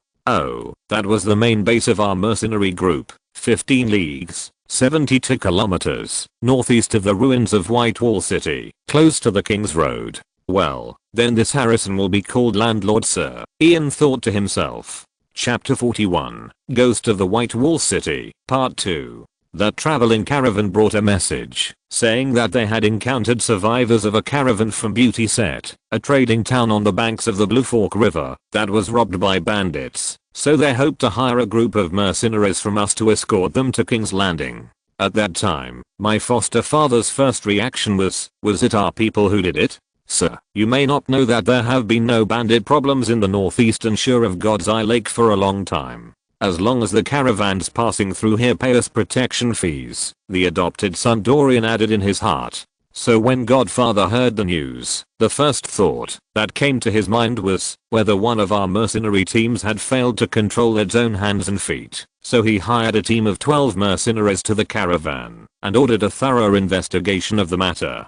Dorian continued, we received the news again 2 days later. At that time, our internal investigation had not yet produced any results, but we learned that the caravan had been looted and our mercenary team was almost wiped out. There were 12 people in the team, 4 cavalrymen, 6 swordsmen and 2 longbowmen, and in the end only 1 cavalryman escaped alive. What happened then?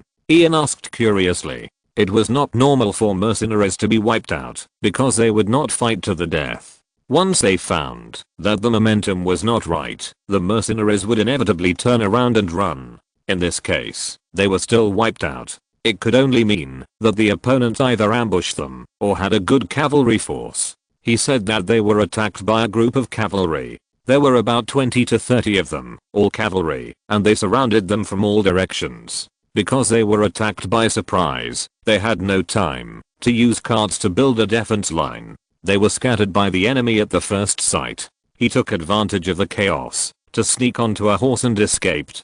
Didn't the enemy chase him? Ian asked curiously. I asked him this question as well, and he said that someone was chasing him at that time. But didn't they catch up? Yes, he was so scared at the time that he just ran at full speed on his horse. The other party gave up after chasing him for a while, and he didn't stop until his horse died of exhaustion. Then he walked for a while before rushing back to the mercenary group's base. Ian pondered for a moment, then asked, where were they attacked? The King's Road is near the ruins of Whitewall City, and most of the subsequent attacks also took place there, so we speculate that Whitewall City is the lair of that bandit group.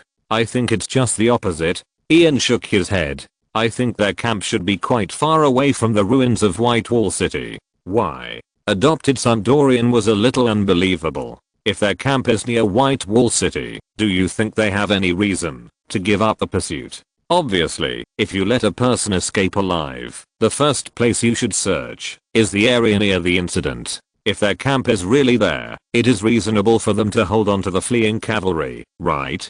But if it is the other way around, their camp is quite far away from there, so letting a person escape alive is not a big deal. And because they are a bandit group, they will not prepare a large number of spare horses like regular troops when they act. If they are far away from the camp, they may choose to give up the pursuit of an enemy who is desperately fleeing in order to save horsepower. Ian said his conclusion. We really haven't thought about this problem, because the area near Whitewall City is the only place with dense mountains and forests between the east bank of God's Eye Lake and the King's Territory. Further east is a vast plain. They have nowhere to hide there, and only here can they find a place to stay. Dorian explained. This is another contradiction. It's a good thing to have contradictions. Things must be puzzling to be easy to solve. Things without any characteristics are hard to start with. Go on, continue telling your story. Okay, sir. Dorian paused for 2 minutes and recalled, after the cavalry brought the news back, my godfather immediately recalled all the mercenary teams. You know that Westeros hasn't fought a war for many years. The mercenaries here can't be hired as a whole group like in Essos, so our mercenary group has always been scattered into small mercenary teams. After all the mercenary captains who could come back came back, we held a meeting in Sir Harrison's castle. However, after everyone discussed it together for a long time, no one could give any valuable clues, as if this bandit group appeared out of thin air. If today was not the second day of the server opening, but the second month of the server opening, I would have to doubt whether this thing was the work of players. Ian said secretly. You don't know what terrible news this is for us who claim to have a dominant position on both sides of the northeastern side of the God's Eye Lake. What do you mean by having a dominant position on both sides of the northeastern side of the God's Eye Lake? You are just a small mercenary group. Don't you take those great lords seriously? Ian couldn't help but laugh and interrupted Dorian. Oh, great lord. Then tell me, which great lord is there in this land? Dorian didn't get angry, but asked with a smile. The great lord here. Ian suddenly got stuck. He found that he couldn't really say who the great lord of this place was for a while. It's not that he forgot or didn't know the situation in this area at all. On the contrary, he knew too much. Because the three great lords in this area are all dead. The first is the Bartwell family of White Wall City mentioned earlier. This family was once very powerful and wealthy, as can be seen from their dreamy castle. It's a pity that they stood on the side of Blackfire twice in the Blackfire Rebellion, and were finally exterminated by Bloodcrow Bryndon. The family castle White Wall City was not only destroyed, but also salt was sprinkled on the ruins. The second is the Derry family of Harrenhal. Their decline was fully recalled by Cheyenne when he was still buying hunting clothes in Harrenhal. Anyway, they never recovered because they stood on the side of Targaryen in the War of the Usurper. The third is the Derry family of Derry City. This was also a very powerful family. Their family can be traced back to the time when the Andals defeated the First Men and occupied Westeros. It has a history of more than 6,000 years. They are the most staunch royalists of the Targaryen family. In the Blackfire Rebellion, they chose to support the Targaryen side on the Iron Throne. Therefore, after the fall of the Butterwell family, they obtained nearly half of the fiefdom on the east bank of the God's Eye Lake, and became the leading family in the Riverlands. In the subsequent War of the Usurper, they once again stood on the side of the Targaryen family, and even did not hesitate to rebel against the Tully family for this. PS. Please read on. Brothers who support the book, please help to move the progress bar to the end, and then click on the next chapter. Thank you. If you're listening to this novel on a channel other than Fanfic World, it means they downloaded and uploaded it without effort. We cordially invite you to visit our channel, Mundo Fanfic Novelos. There you'll find the original version of this story and you can explore many other novels of various genres. We're waiting for you to immerse yourself in a world of incredible novels. Chapter 42, Ghost of White Wall City, Part 2. But history did not favor the Derry family again. Not far south of this inn, on the banks of the Green Fork, the Battle of the Trident, which determined the outcome of the War of the Usurper, broke out. At that time, Robert Baratheon led a large army southward, where he encountered the royalist army led by Prince Rhaegar Targaryen, Dragon Mother's brother, and a great battle broke out between the two sides. During the battle, Robert smashed Rhaegar's chest with a hammer, shattering the three-headed Targaryen dragon made of rubies on Rhaegar's breastplate and killing him. It was also in this battle that the three brothers of Raymond Derry, the current lord of Derry City, died. Subsequently, the Targaryen dynasty was destroyed, and the Derry family lost most of their fiefdoms, wealth and power, and even the title of Earl. So far, all the great nobles on both sides of the northeastern side of God's Eye Lake have either been exterminated or are half dead, and will soon be destroyed in the War of the Five Kings. Considering that there is no great noble on the southwestern sides of Lake God's Eye, is there a possibility that it is not Harrenhal that is cursed, but God's Eye Lake? Well, there is indeed no great lord here. Ian adjusted his hair awkwardly. So who is this land given to now? After the decline of Derry and Harrenhal, the entire northeastern banks of Lake God's Eye were divided among nearly 40 wealthy knights' families. Among them, the largest territories own small castles and manors, like Sir Wilder Grey, Sir Willie Ward, and our deputy captain, Sir Harrison Garth, while the smallest territories only own a mill. He really has the same problem as Littlefinger. Ever since Lord Raymond Derry became Sir Raymond, he has completely lost interest in managing this land. So the biggest forces in this area have become our Black Falcon mercenaries and the Night Alliance headed by Sir Wilder. The emergence of this well-equipped and well-trained bandit group, which is mainly composed of cavalry, has undoubtedly broken the balance of power in this land. You can't face such a difficult enemy alone, so you chose to ask for help?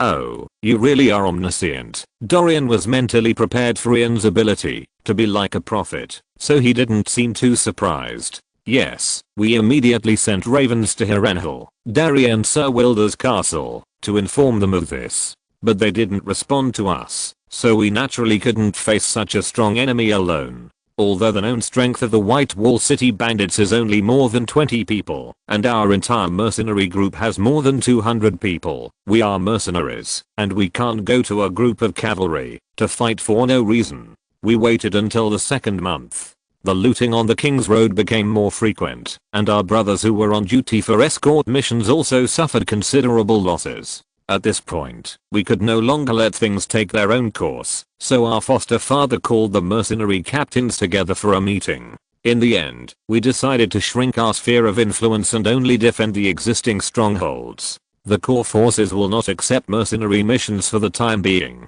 We can only preserve the strength of our trusted mercenaries. It is impossible to manage other vassal teams in this way. After all, we will not pay them. And shortly after we made this decision, Sir Wilder, who had not responded before, actually took the initiative to come to the door. Dorian said so many words in one breath, and he felt dry in his mouth, so he filled his glass with another glass of wine and gulped it down. And this time, he brought a very explosive news. The new bandit group that appeared in Whitewall City is actually related to Blackfire. Ian straightened his sitting posture. He knew that the highlight was coming. Sir Wilder told us about his experience. He had just finished a tournament in King's Landing and was returning to his fiefdom. When he passed by Dorman Village, it was late, so he planned to stay there for one night and continue on his way the next day. Unexpectedly, Dorman Village was attacked by a group of horse bandits that night. When Sir Wilder woke up, half of the village was already in flames. He immediately picked up his weapon and rushed out of the room without thinking. Well, he talked a lot at the time, but I can't remember all the details. Anyway, in the end, he chased a bandit into an earthen house and fought with the other party inside. During the battle, he cut open the other party's robe with a sword and saw the black three-headed dragon emblem of the Blackfire family on the other party's breastplate. After discovering that the opponent's upper body was wearing plate armor, he immediately changed his fighting style and focused his attack on the joints of his arms. After a while, he successfully chopped off the opponent's right forearm with superb skills, making him lose his fighting power.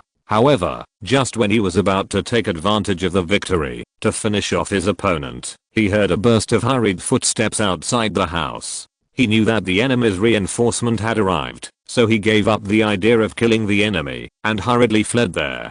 Didn't you say that you don't remember the details? Why do you say it as if you saw it on the scene? Ian asked with a smile. Only this part impressed me deeply. At that time, Sir Wilder mentioned a move used to attack fully armored enemies, called half-sword fighting. Because I have no experience in fighting fully armored opponents, I remember this part particularly deeply. Okay, continue. The news brought by Sir Wilder is so horrifying that even his godfather and others don't believe what he saw. Dorian continued.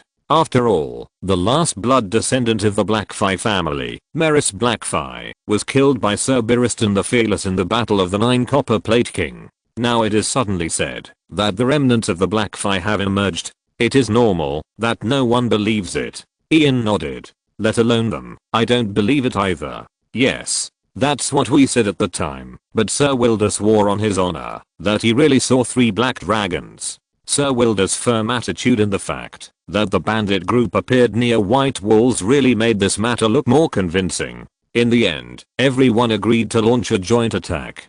After all, if we can find evidence related to Blackfire, we can go to King's Landing to ask for credit from the Iron Throne, which is a great achievement. It's enough for many people in the mercenary group to be knighted. Ian agreed. This joint action was initiated in the name of Sir Wilder and my godfather. We summoned all the scattered mercenary teams we could find nearby. And we once again sent an invitation to Hirenal and Derry City, and wrote in the letter that the enemy might be related to Blackfire. Lady Riverine of Hirenal did not respond as usual, and Derry City symbolically sent a sworn knight, 4 spearmen and 4 crossbowmen, just to fulfill their obligations to this land.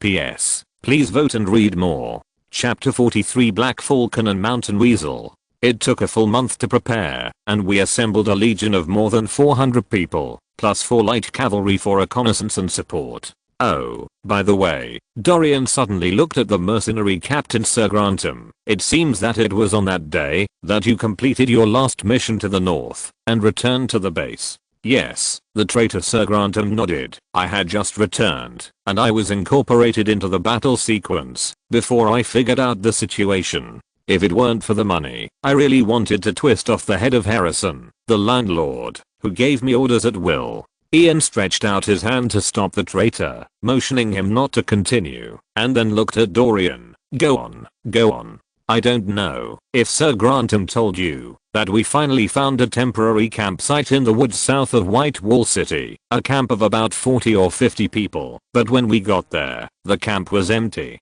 So we continued to search, but we didn't find any trace of them. Since the east was already a plain, it was almost impossible for them to hide there, so our mighty operation failed shamefully. However, as soon as we disbanded, the bandit group immediately resumed its activities, as if it was a ghost that appeared out of thin air, so we had to gather together again to discuss countermeasures. With the lessons learned from the last time, we eliminated all unreliable mercenaries this time, and changed the operation from attacking to luring and annihilating. We let the elite disguised as a caravan engaged in velvet and silk trade, trying to lure the enemy out, and then surround and annihilate them with an ambush.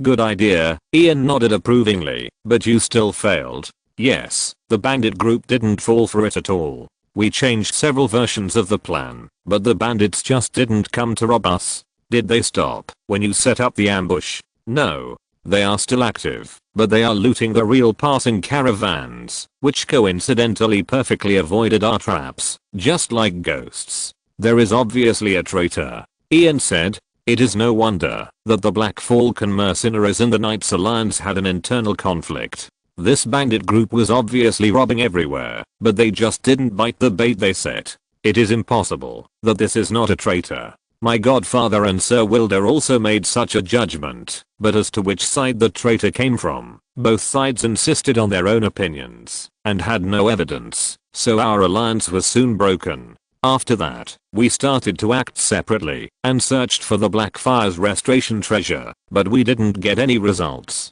Wait, Ian stopped Dorian. Do you have anything important to say? The Blackfire's restoration treasure. After listening to your story, I didn't hear where you came to such a conclusion. You have been talking about the bandit group the whole time. What is the connection between the bandit group and the Blackfire treasure? Oh, I overlooked it. This is the judgment made by Sir Simon during our second joint operation. Sir Simon? Who the hell is this, sir? What a damn western name. Ian roared in his heart. Sir Simon Rivers, the sworn knight of House Derry. He is the only knight sent to us by Derry. The bastard Sir of Derry. Please forgive me. 7 gods, I can only remember him like this. What did he base this speculation on? The second Blackfire rebellion died before it even started. The Earl of Whitewall and his accomplices must have stockpiled a large amount of supplies for the rebellion. However, the history books did not mention the seizure of the Blood Crow in Whitewall, so this huge sum of money may have been hidden in advance. The adopted son Dorian replied. So that bastard Sir Simon of Derry is also a Meester, right? How does he know all this? Dorian was stunned for a moment. We didn't ask. He was very sure of what he said.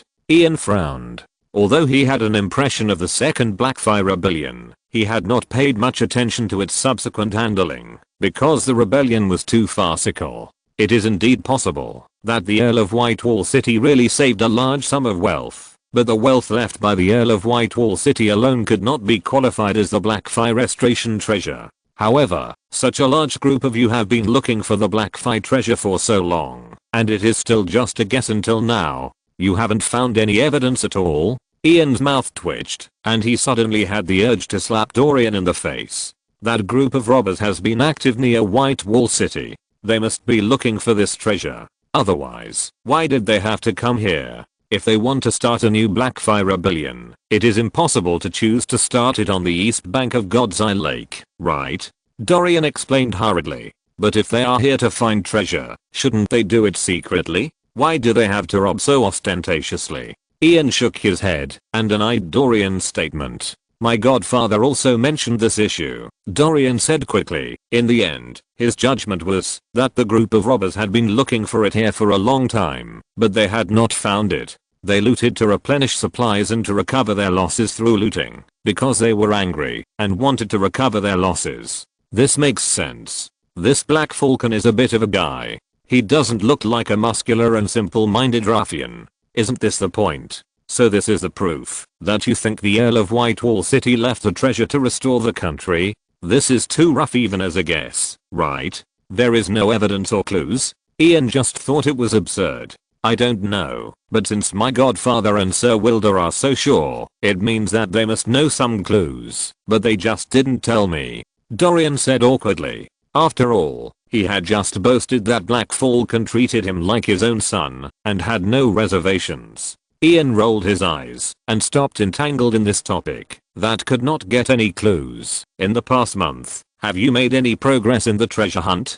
No. After the alliance was broken, we dared not confront the ghosts of White Wall City head on, but just tried to find the treasure silently. They did not take the initiative to attack our garrison, but just robbed the passing caravans as usual. So no one cares about them? What do you mean? This level of banditry is enough to report to the feudal lord, right? Since you can't deal with this bandit group, you only need to report to Duke Hoster in Reborn, and the Tully family will naturally send troops to deal with it. Although the Tully family is a group of political speculators, they still do a good job in treating vassals and subjects. Ian played a member of the Lannister family, so he naturally didn't need to be too polite to the Tully family. Having said that, Sir Wilder and others are worried that, if the Tully family sends people, they will not have a share of the Blackfire treasure. Chapter 44 Triggering Mission.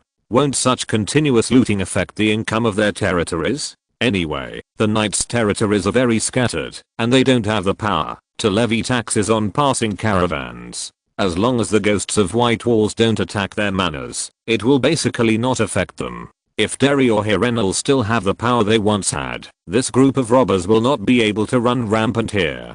Dorian laughed sarcastically. It's really a bad era. If there are looting of the fiefs of small nobles, if there are no local nobles to take the lead in petitioning, the upper nobles generally have to turn a blind eye. If it is a particularly responsible feudal lord, as long as the looted caravan goes to him to appeal, he will deal with the problem. But unfortunately, Hoster Tully, the Duke of Reborn, is now terminally ill, and Jonarin, the Hand of the King, was poisoned to death by his wife at the instigation of Littlefinger. This has led to the fact that no one can really control the ghosts of White Walls. Okay, Ian sighed. Then is there anything else you can think of? Anything will do. Now that you ask, I remember that I accidentally heard Mountain Weasel and my godfather discussing a problem before. Who is Mountain Weasel? A small captain in the mercenary group. He is responsible for our group's search for the Blackfire treasure. Where is this person? I don't know. He has been searching for the Blackfire treasure in the White Wall City area recently. Dorian shook his head, but he returns to the base every once in a while to report progress to my godfather. Won't the ghosts of White Wall City attack your treasure hunting team? Ian was curious. Never. Dorian shook his head quickly. This incident made my godfather suspect that the other party couldn't find the treasure and wanted to use our power to find it, so they deliberately let us in. It's not impossible.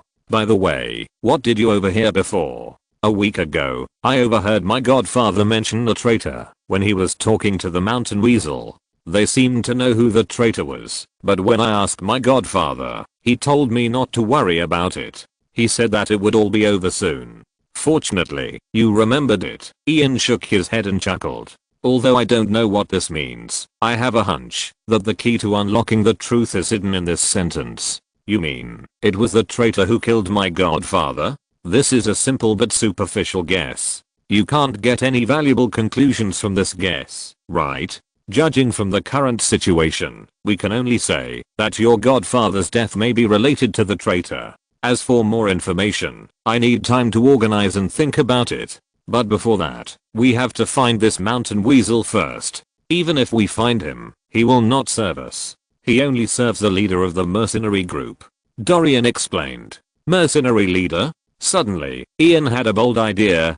Could he use Dorian to seize control of the Black Falcon mercenary group? Although he could not hold out hope for the loyalty of a group of mercenaries, these people could still be used before there were signs of defeat or uneven distribution of spoils. So why don't you try to compete for the position of leader? You are the adopted son of the previous Black Falcon, right? Ian decided to put this idea into practice. This is not a title. There is no such thing as a son inheriting his father's business. Dorian was a little embarrassed. But I said before that you will be the new Black Falcon. This time Ian changed to a more affirmative tone. Sir? Do you mean you want to help me? Dorian finally understood what this Sir Lucian Lannister meant, and his emotions suddenly became excited. However, Dorian soon calmed down again. But sir, you don't know that to participate in the election of the Grand Master, you need at least 4 nominees from the mercenary captains, and I only have 1 supporter. I can convince 1 more at most. Including him, that's 3. Ian pointed at Grantham. As for the 4th one, or even the nth one who is enough for you to be elected as the new leader, the Golden Dragon will help us convince them. You want to sponsor me?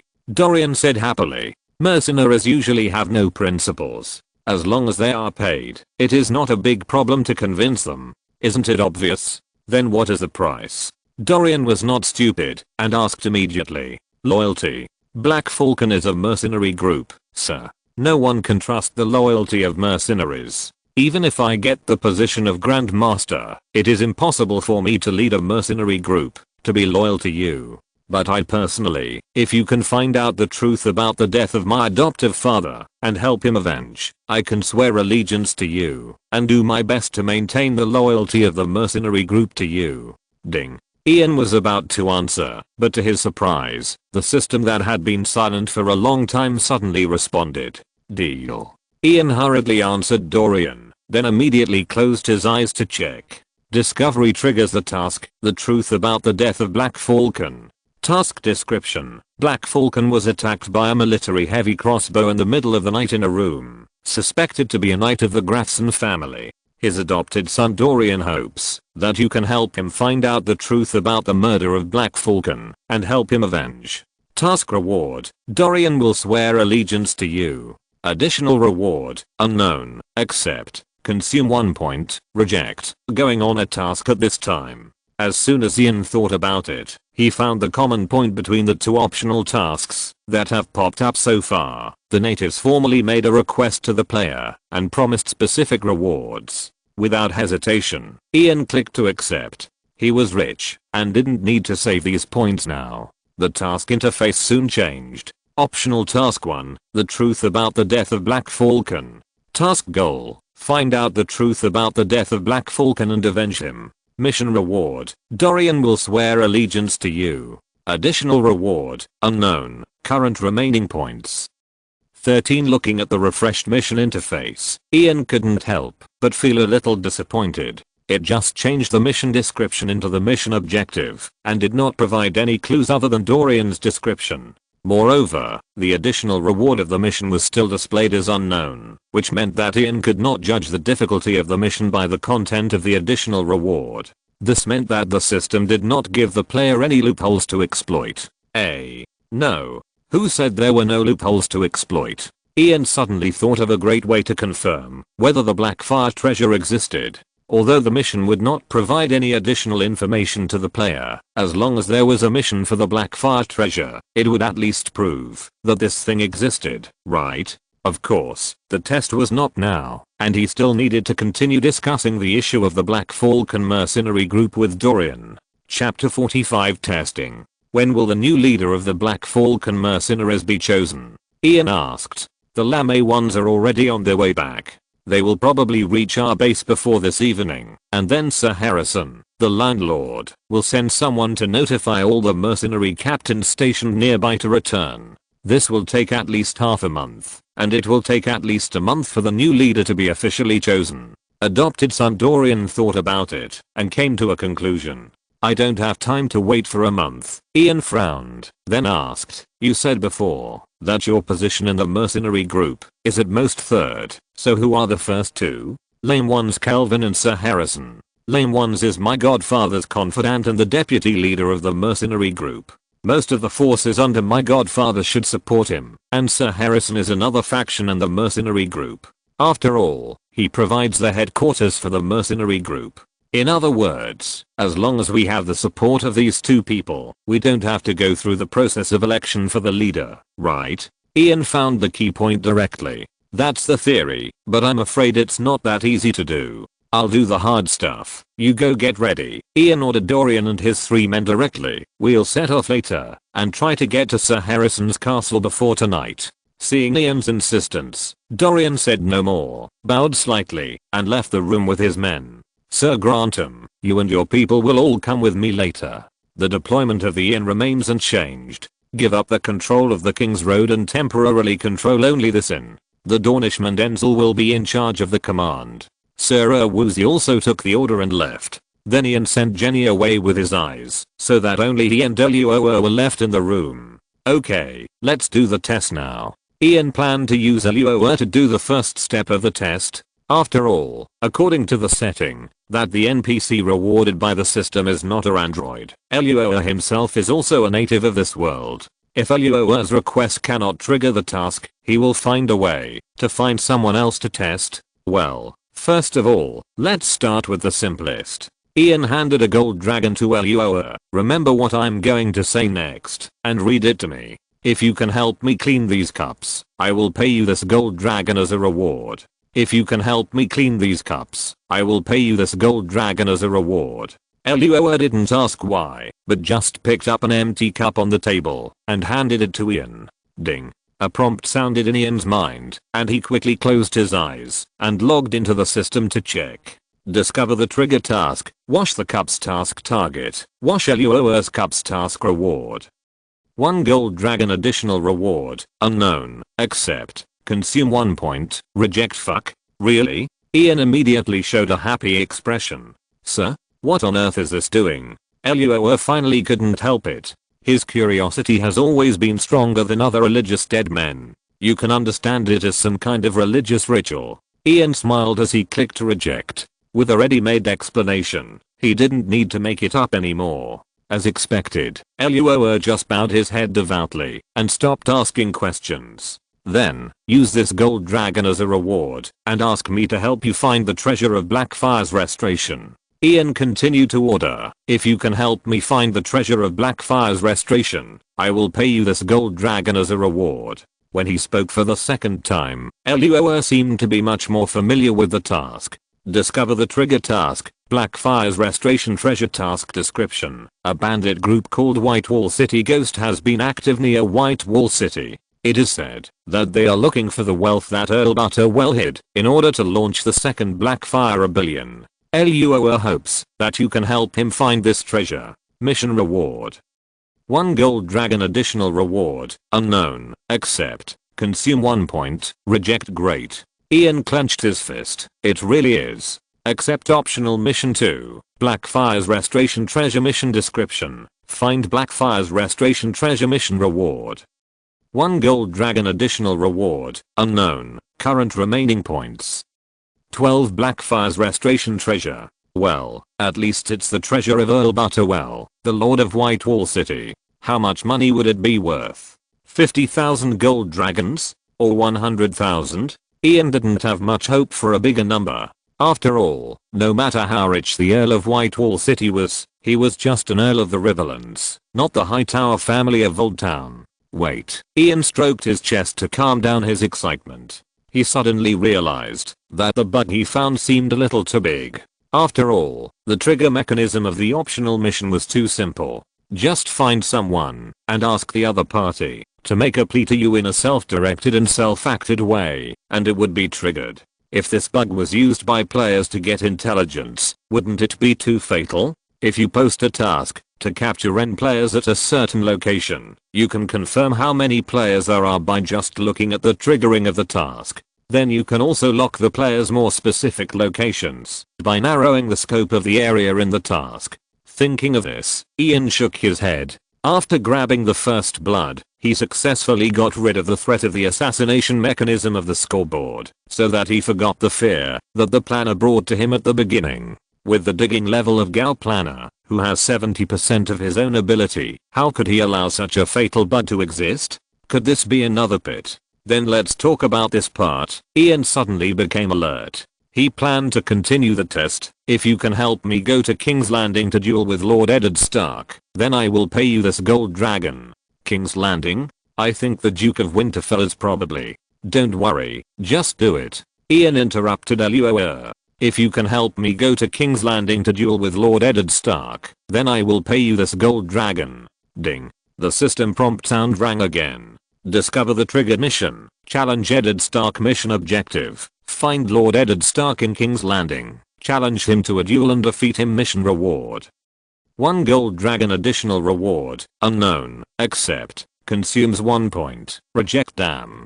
Ian's face darkened instantly. This rubbish system not only triggered the mission, but also did not correct the wrong information. Using the system to obtain information is indeed a trap set by the planner for the players. Okay, next is this sentence. Ian decided to give the system another hard time. If you can help me find the Scourge acolytes hidden in the north and wipe them out, I will pay you this gold dragon as a reward. If you can help me find the Scourge acolytes hidden in the north and wipe them out, I will pay you this gold dragon as a reward. The confusion in Luo's eyes deepened. Discover the triggered mission. Acolytes of the Scourge mission objective. Find the acolytes of the Scourge hidden in the north and destroy the mission reward. 1 gold dragon additional reward. Unknown. Accept. Consumes 1 point. Reject. You really don't care about food, huh? Ian pinched his brows. His plan to use the system to get intelligence was completely thwarted. Well, if you think about things in a positive way, after completing this test, at least you won't be like some other players who don't know this mechanism, who completely believe the information in the mission description like an idiot, and even do some impossible tasks, right?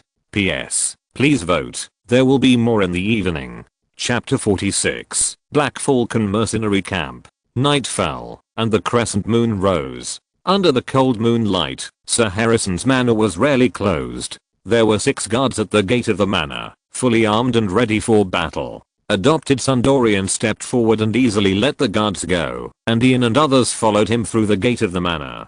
Passing the brightly lit mercenary camp in the manor, they came directly to Sir Harrison's castle.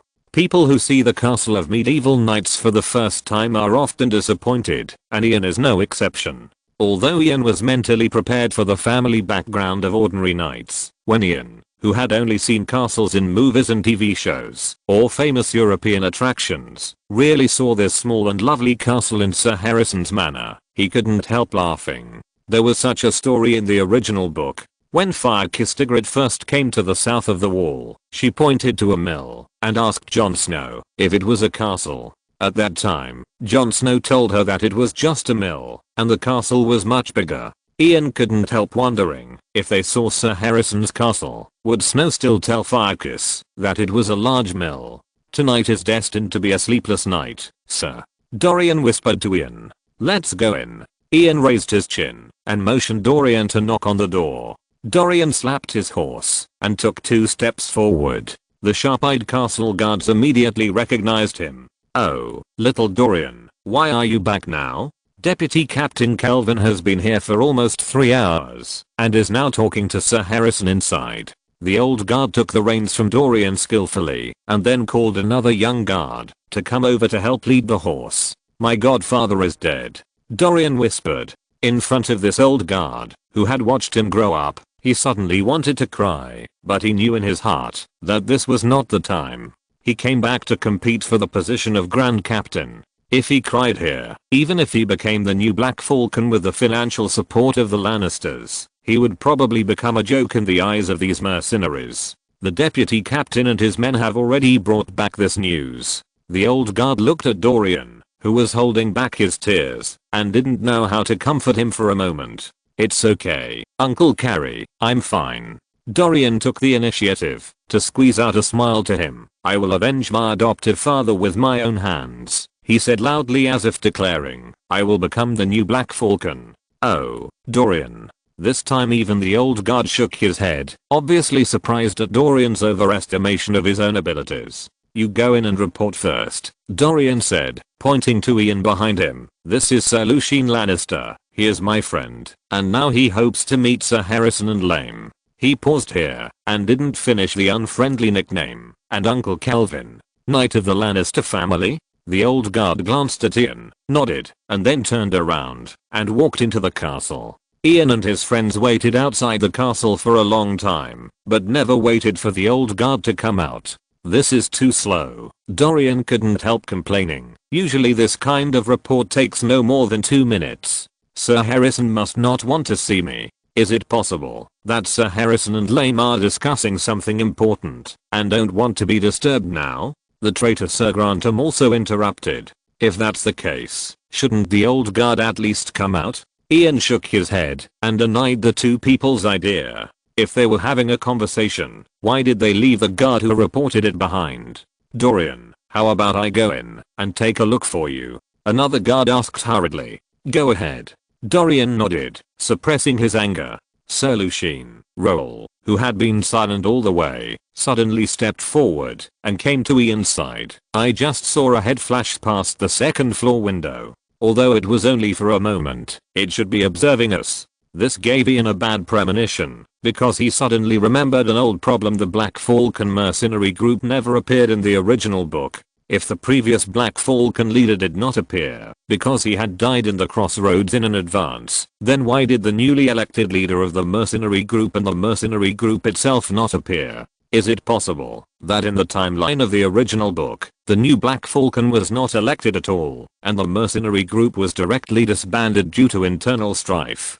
Dorian, Sir Lucien, the second guard who entered the door, came out quickly. His expression was not natural. Sir Harrison and Deputy Captain Calvin are discussing very important matters now, and it is already late. They hope to meet you formally tomorrow. The guard said the last words to Ian. Let me take you to the guest room to rest, okay? Arrogant. This is Lucien.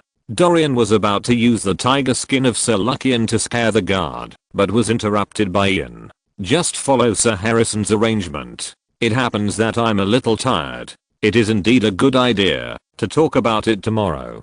Please come this way, sir. The guard was obviously relieved. Sir Harrison's castle is too small and there are not many rooms, but we have a good guest room in the backyard. No need to bother. Ian raised his chin and pointed at Dorian. He knows how to get there, right? Ah, yes, sir.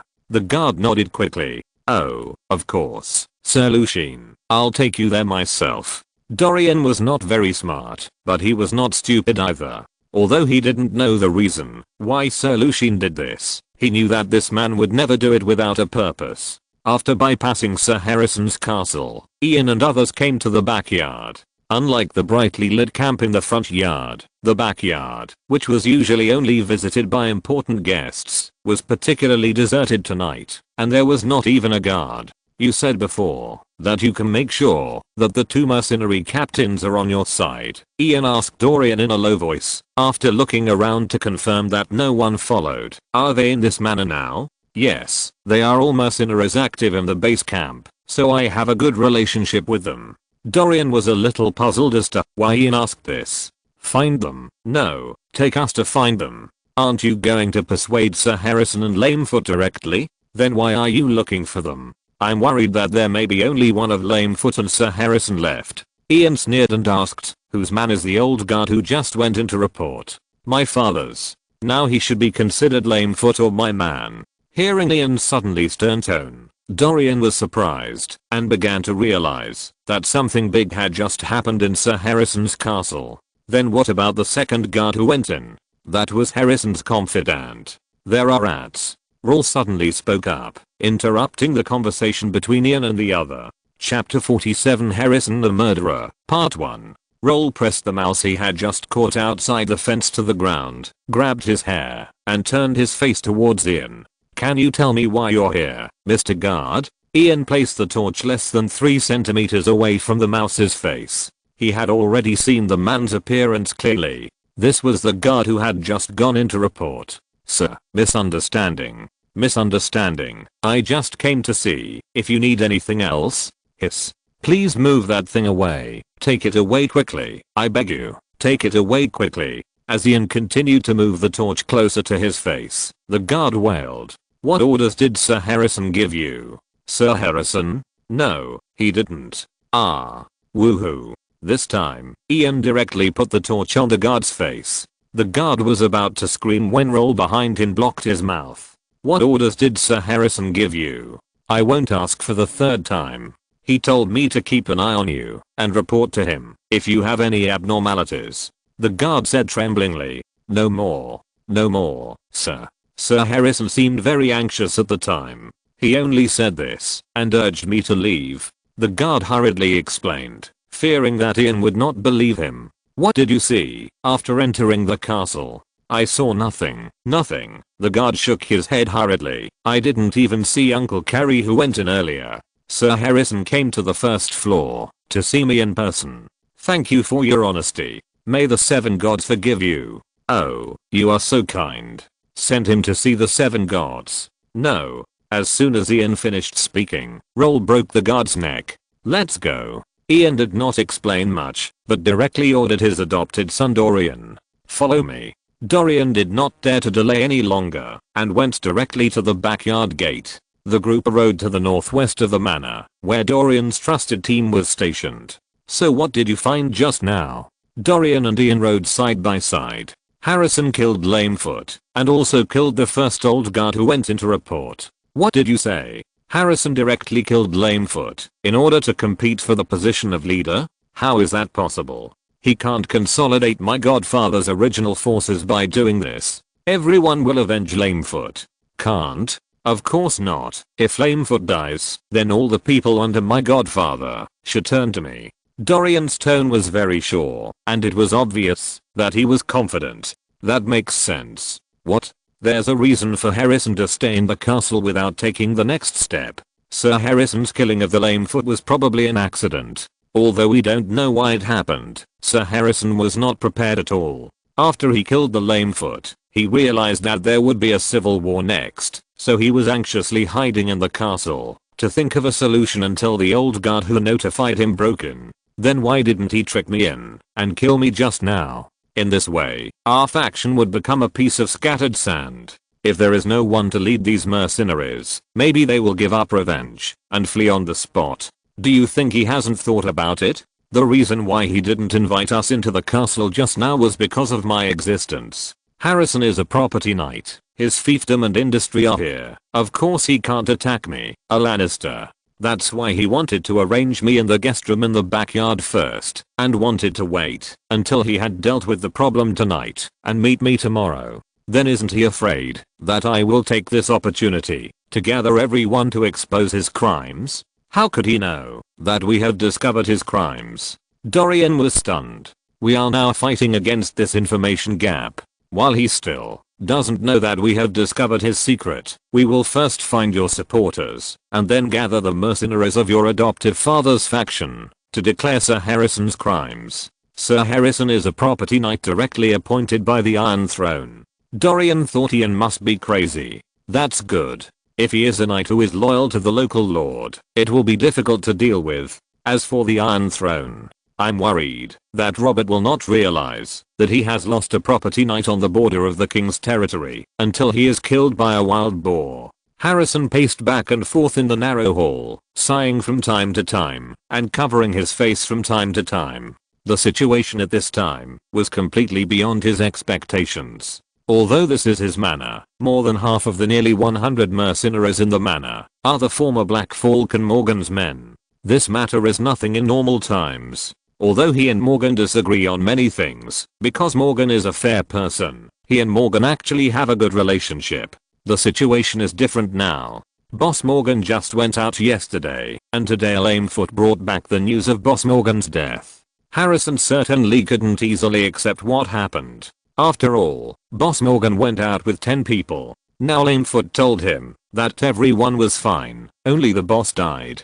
How could he believe that there was no problem? So Harrison had an argument with Lamefoot. During the process, Harrison talked about the traitor that Boss Morgan had mentioned before. What he didn't expect was that this incident actually angered Lamefoot. Lamefoot asked Harrison if he was implying that he was the traitor while drawing his sword and stabbing Harrison. Lamefoot's attack came so suddenly that Harrison barely dodged it and almost instinctively grabbed the fork on the table and stabbed Lamefoot. The metal spike pierced Lamefoot's neck. By the time Harrison reacted, Lamefoot had already died.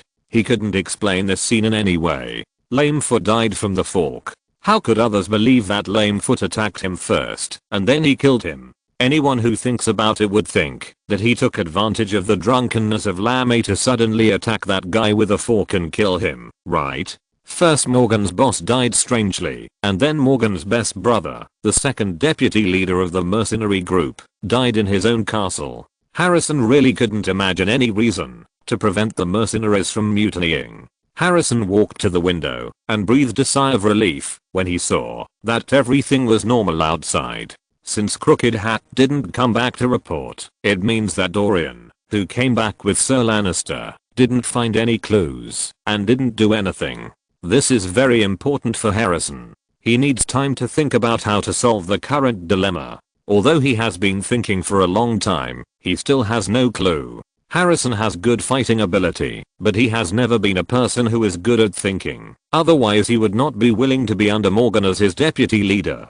What should I do? Harrison asked himself in his heart. It was impossible to fight. His power in the mercenary group was weaker than Morgan's, and now he was suspected of murdering Lame. Will those guys also throw the crime of murdering Boss Morgan on me? Harrison suddenly thought absurdly. If that was the case, I'm afraid those mercenary captains who originally belonged to his power would have to reconsider their positions, right? Revenge for Boss Morgan. Murderer. Murderer Harrison. Suddenly, Harrison heard shouts from outside the window. PS. Please vote. 4 chapters today. Chapter 48 Harrison the Murderer, Part 2. What do you want to do? The captain of the guard pushed Blade, who was trying to rush in. This is the residence of the captains, don't you know? They all say that Harrison sent someone to murder Boss Morgan, and now Harrison has murdered Deputy Captain Calvin, Lame, in the castle.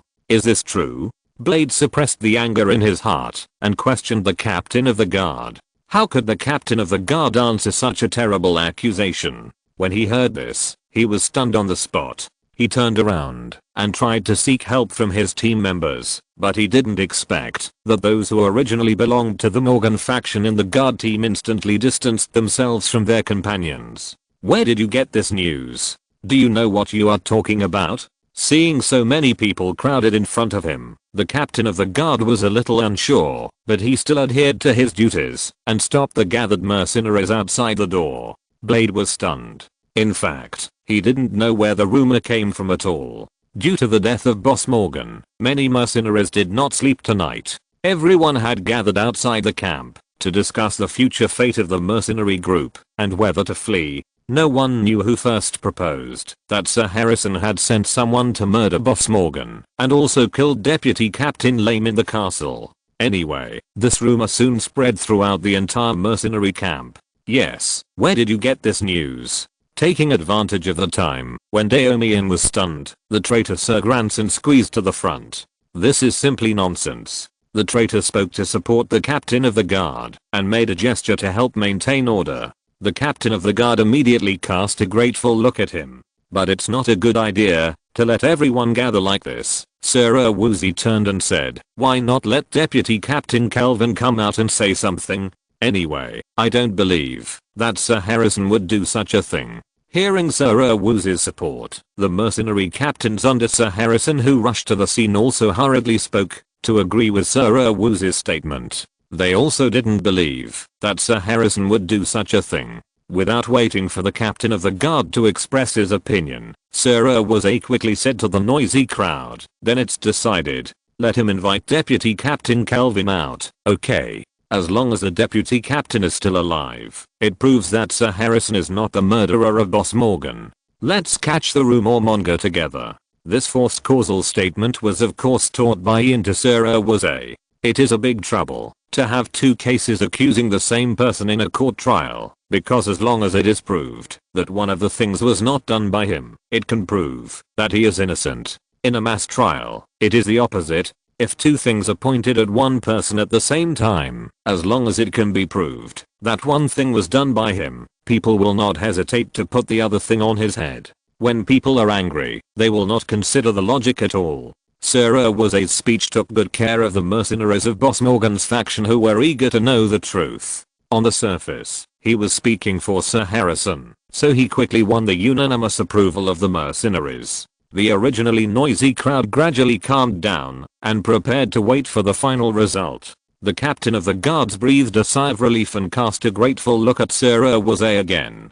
He still naively believed that, as long as he went upstairs to invite Deputy Captain Kelvin, the lame captain, down, today's matter would be over. Please wait a moment, I will go and invite Deputy Captain Kelvin down now. The captain of the mercenary asked his men to open the castle gate and walked in quickly. Harrison, who was hiding at the second floor window and saw this scene, suddenly felt depressed. A rhythmic footstep sounded in the corridor, and Sir Harrison immediately recognized that it was the sound of his old friend walking. He first drew his sword and hid behind the door, ready to kill him, like he had just killed the old guard carry. But after just a few seconds, Harrison threw the sword to the ground again. What's the point of killing him? There is only one door in his small castle, and all the angry mercenaries outside the door are waiting to avenge Boss Morgan. He is already dead. The next moment, the captain of the guard walked into the room, staring at the two bodies in the room in amazement, and then looked at Sir Harrison behind the door with shock, anger, and vigilance. Onion, do you believe me? Sir Harrison asked bitterly. Onion was the nickname of the captain of the guard when he was a child. The captain of the guard was a child from a nearby village. Once he went to the estate of Granson's father to steal onions and was chased by a group of guards, but in the end he cleverly fooled the guards. Granson's father cherished his talent and took him into the estate to serve as a sparring partner for his eldest son, Granson. From then on, Onion became his nickname. Deputy Captain Kelvin was killed by a fork. Captain Onion's voice was trembling. He attacked me first. Kerry was also silenced by you. Captain Onion interrupted Sir Harrison. He is a lame man. I can't let people know what happened here. You sent someone to kill Boss Morgan? Captain Onion interrupted Harrison again. Harrison couldn't even explain this question. There was no logical connection between killing Lame and killing Black Falcon. How could he explain this? I didn't do what they said. Do you believe me? Captain Onion just took a few steps back and ran downstairs quickly. Then, a loud shouting broke out outside the window, followed by dense footsteps. The only thing Sir Harrison could hear was the words murderer and revenge for Boss Morgan. Harrison sat down against the wall with his whole body limp. Then he laughed, and laughed loudly. In fact, he also wanted to avenge Boss Morgan. When dawn came, adopted son Dorian had naturally become the new leader of the Black Falcon mercenary group. Unfortunately, there were less than 30 mercenaries left in Sir Harrison's manor. This result made Ian wonder if he had made a stupid move. Ian thought that putting the blame on Sir Harrison for killing Morgan would force most of Sir Harrison's supporters to refuse to stand on Harrison's side, thus leaving more people for the mercenary group. After killing Sir Harrison, he could create public opinion to attribute the credit of discovering Harrison as the murderer of Boss Morgan to his adopted son Dorian, and enhance his personal prestige so that he could better control the mercenary group. Unexpectedly, everything went out of control from the moment the mercenaries rushed into the castle. After destroying Sir Harrison's servants and guards, the crazy mercenaries rushed into Harrison's room, cut off his head, put it on a spear, and inserted it on the roof of the castle. At this time, Sir Harrison's original subordinates, who were forced to remain neutral partly because of righteousness, could not stand it, and expressed the hope that everyone would not humiliate Sir Harrison's body. In this way, they quarreled with those Lame guards. Then, I don't know who started to clamor that those who spoke for Harrison were also accomplices. This statement immediately received support from everyone, so these people were besieged. During the siege, many mercenaries from Harrison's faction who had chosen to remain neutral were gradually drawn into the siege, so people began to point the finger at all mercenaries from Harrison's faction. Soon, the two major factions of the Black Falcon mercenaries were caught in a big melee, and Dorian was unable to stop it. He could only lead his men to withdraw from the battle group. In the chaos, some scheming mercenaries began to loot the wealth in the castle. This move soon attracted imitations from others. In the process of scrambling for property, the mercenaries in the original Black Falcon faction also had internal fighting. Then there was a deeper chaos. The mercenaries gradually forgot the reason for the initial fight. They killed each other for property. The war spread from Sir Harrison's castle to the mercenary camp. The battle lasted until the second half of the night. After most of the mercenaries had scattered and left, Dorian promised the mercenaries that they could keep the wealth they had already robbed and lead them to earn more wealth. What? Where is Ian? He had already slipped away when the melee began. At that time, he tried to use his identity as a Lannister to control the situation, but soon he found that no one listened to him. In order to avoid being involved in the melee, Ian took his men and slipped out of Sir Harrison's manor, waiting outside for the outcome of the melee. When dawn came, Dorian sent people out to look for Ian, and he returned to the manor. Sir Lucien, Dorian's originally fair face, was now full of black ash, and he seemed a little embarrassed. "I'm sorry, I only left these people, and the others fled after grabbing the property. However," he explained immediately, "I have sent people to notify the mercenary teams still stationed in other places. If they can all be recalled, the strength of the mercenary group should be able to recover to more than 100 people." It was a very bad ending. Ian could only describe it this way. In fact, his original plan of forcing most of Sir Harrison's mercenaries to remain neutral by blaming Sir Harrison for the crime of killing Boss Morgan was achieved. But he found that he had underestimated the word chaos itself. It is easy for people to create chaos, but once chaos occurs, it will not move forward according to anyone's will. In the field of mastering group movement, Ian believes that he still has a lot to learn. Hurry up and do this. As for the issue of funds, Ian gestured to Roll to hand over a bag of 100 gold royals to Dorian. "This is my first subsidy for you. By the way, is the mountain weasel responsible for treasure hunting here?" Ian continued to ask. "No, I have inquired, and the mountain weasel has not returned to the camp. I'm going back to the Crossroads Inn. When he comes back, send someone to notify me as soon as possible. If I need your people, I will send someone to find you, and I hope you can respond to me as soon as possible." "Of course, sir. This is part of the agreement." "Then about revenge for my adoptive father?"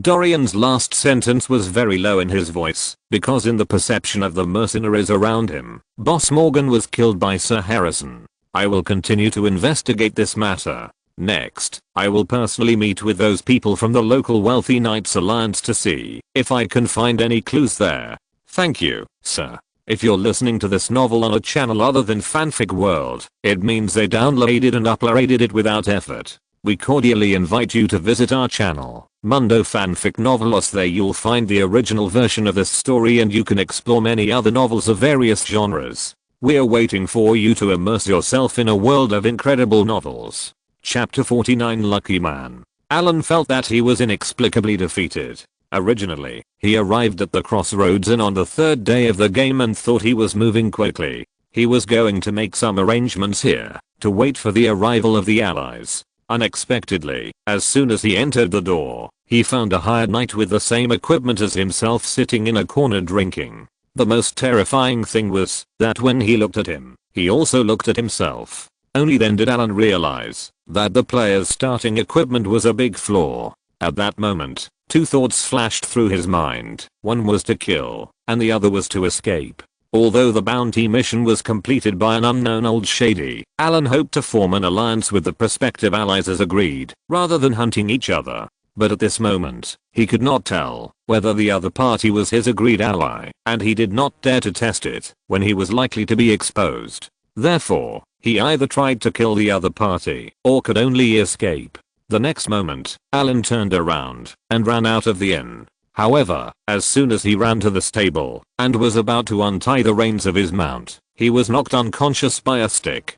When I woke up, I was tied up and locked in the wine cellar. It was already afternoon when Ian returned to the inn. On the way, he read the second day's settlement report in the system, which he forgot to check in the early morning of last night. As of the early morning of last night, the number of remaining players reached 97, which means that the first lucky person besides the 2 people who died in Ian's hands has been born. What surprised Ian was that, as soon as he entered the inn, Denzel, a Dornishman who was beaten by society, told him that there was another lucky person locked in the inn cellar.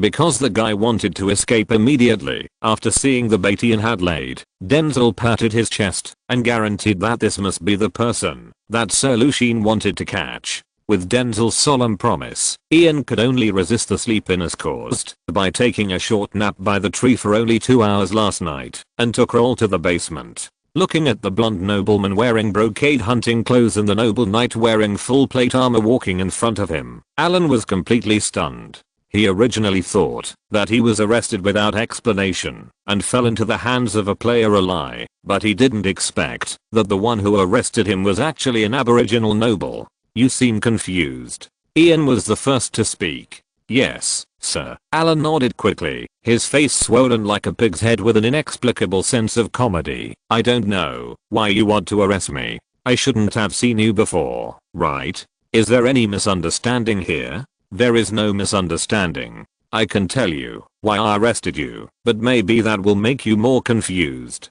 Ian's face had a playful smile.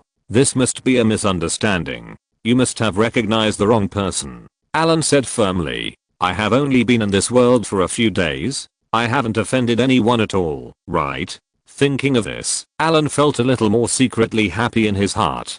Fortunately, he is not a player. I'm a player. Alan's eyes widened instantly. He looked up and down at Ian in disbelief, and then looked back at Eluoa beside him. He couldn't say a word for a long time. See, are you more confused? Ian yawned. How can you? Alan instinctively wanted to ask a question, but when he was halfway through, he suddenly realized that there was something more important, and then he knelt on the ground. I surrender to you, he said while looking at Eluoa again. I don't know if your alliance still has vacancies. I surrender to you. I can join your alliance as a surrenderer. I beg you not to kill me. Submissive? What is that? Ian looked puzzled. Ah, don't you know? This is a form of player alliance. Alan was talking and suddenly saw Ian made a quiet gesture, so he stopped immediately. Annie, Ian called in his heart. He remembered that when Annie introduced the 3 major mechanisms of the game to him, she mentioned an alliance mechanism, but he skipped it because he didn't have an agreed ally at the time.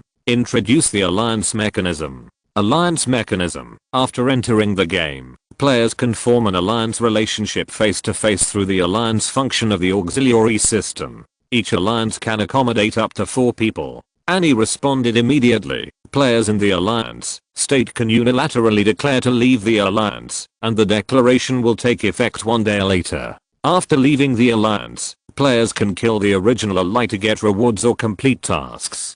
Players in the alliance state can also backstab the ally without leaving the alliance. At this time, there is no reward for killing the ally. There are 2 identities for players to enter the alliance subjugated. Among them, when an ally unilaterally announces breaking the alliance, a quarter of the current points will be deducted, and when backstabbing an ally, half of the current points will be deducted.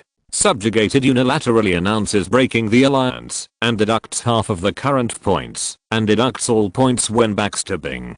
Ian listened and looked at Alan again. How many points do you have now? 1 point. Alan smiled awkwardly. So, does this alliance mechanism have any restraint on you? Ian laughed. Obviously, this mechanism is to restrain players from breaking alliances in the middle and late stages. At that time, players generally had hundreds or thousands of points, and losing at least a quarter at a time was a bit painful. But now, I have more than 10 points, and you only have 1 point. 7 levels of hell. If you surrender to me, you will not be restrained. I restrain myself, right? Well, Alan seemed to realize this. Maybe the binding force of the alliance mechanism is very low, but I have no strength and no reason to stab you in the back, right? If I can get close to you, I will be so happy that I won't be able to die. That makes sense, Ian nodded, but before Alan had time to breathe a sigh of relief, Ian asked, but what value are you to me? My value? I can help you. But you also saw that this inn is full of people who helped me, and you were easily caught by them. Oh, there are 6 of them. There is no way I can win. Okay. You shouldn't make these useless excuses at this time. You should race against time to prove your own value to me, because I may lose my patience at any time. Ian couldn't stand it anymore and decided to teach him some interview skills. I'm tied up here by you. How can I prove it to you? Alan couldn't help but feel a little annoyed. Only if you let me do the job can I prove my ability to you, right? Look, am I losing my patience? Ian shook his head and drew out his sword. You can only use the skills I taught you in your next life. Seeing this, Luo grabbed Alan's hair and pressed him against an empty wooden barrel. Chapter 50 Change of Plan. Successfully kill a player. Get 4 points, 1 point for loot, and 2 points for agility. The updated data card is Ian, Strength 26, Agility 24, Mental Strength 2 skills, Etiquette Basics, Common Language Reading and Writing Basics, Advanced Swordsmanship, Advanced Horsemanship, Intermediate Lance Attribute Points. 0 skill points. 0 points. 17. Ian walked out of the cellar with the bloody sword, breathing in the fresh air outside. Although Ian's movements were much more skilled than the first time he killed someone, he still felt the urge to vomit when he cut the neck of this strange player. He didn't like this feeling. He felt that he was caught in a strange contradiction. On the one hand, he had the sense of accomplishment of being able to kill and give life to others at will, and on the other hand, he rejected this behavior in his heart. This is probably what is called being both a hypocrite and a hypocrite. Ian mocked himself in his heart. If you feel uncomfortable with killing, I can actually do it for you. Luo seemed to see what Ian was thinking. No, Ian shook his head. No, I have to do it myself. There will be many more such things in the future. He suddenly remembered what Eddard Stark said. We believe that the person who sentences the death penalty must do it himself. If you want to kill someone, you should at least look into his eyes and listen to his last words. If you can't do this, then perhaps he is not guilty of death. If the ruler hides behind the scenes and pays the executioner to execute, he will soon forget what death is. The next moment, Ian laughed. He did it himself not to remember what death is, he just wanted to get the complete kill reward. After taking a deep breath, Ian was ready to put the sword back into the scabbard. Unexpectedly, Luo handed him a piece of linen at this time. Wipe the blood off the sword first, otherwise the blood will solidify in the scabbard. Not only will it be easy to rust the sword, but it may also be impossible to pull it out. He reminded. Really? I saw in the movie that the action of putting away the sword after killing someone is quite handsome. Ian laughed and remembered this common sense. Then he took the linen handed by Luo, wiped the blood off the sword carefully, and then put it back into the scabbard. 10. Ian found that Granson had a bad impression of Dorian, so he only left Granson's mercenaries with Dorian to help him reorganize the mercenary group, and brought the traitor back. After giving instructions to Denzel, Ian returned to his new room, which was a luxurious single room at the end of the corridor. According to Ian's instructions, before he left yesterday, Denzel and his team built a wall with the original door of this luxurious single room, and then opened another door on the wall shared with the next room. Ian arranged that he would live in the single room inside, while Roll and Keith would live in the single room outside, so that anyone who wanted to enter his room had to pass the 2 nights first. The advantage of this arrangement is that, while ensuring absolute safety, you don't have to endure the deadly snoring of the two. Due to the short time, the renovation of the room was very rough, but Ian was already very satisfied. A few minutes later, Denzel and the other two entered Ian's room. Sir, I thought you would take a break right away. Sir Grantham was the first to speak. Ian thought he would be dissatisfied with the fact that he had left his mentor Dorian, but he was still respectful as before. I can only say that this ability to endure is indeed a talent for being a traitor, and it is worth giving him such a nice nickname. You seem to have said before that you wanted to change the plan. Did something happen with the Black Falcon mercenary group? Denzel didn't know what happened in the Black Falcon mercenary castle. He just asked Sir Grantham, and Grantham was also tight-lipped. It has nothing to do with that. Ian shook his head. He decided to change the plan because of what Denzel had just reported. That player had tried to turn his mercenaries against him. This is a very scary thing. The player just now was obviously not good at speaking, so the rebellion failed. But what if a player with a silver tongue appears? Although Ian is 99% sure that the mercenaries will not be turned against him when his offer is always 3 times that of the other party, Murphy's law must be guarded against. Even if he had to give up a part of the profit, he had to nip this potential risk in the bud.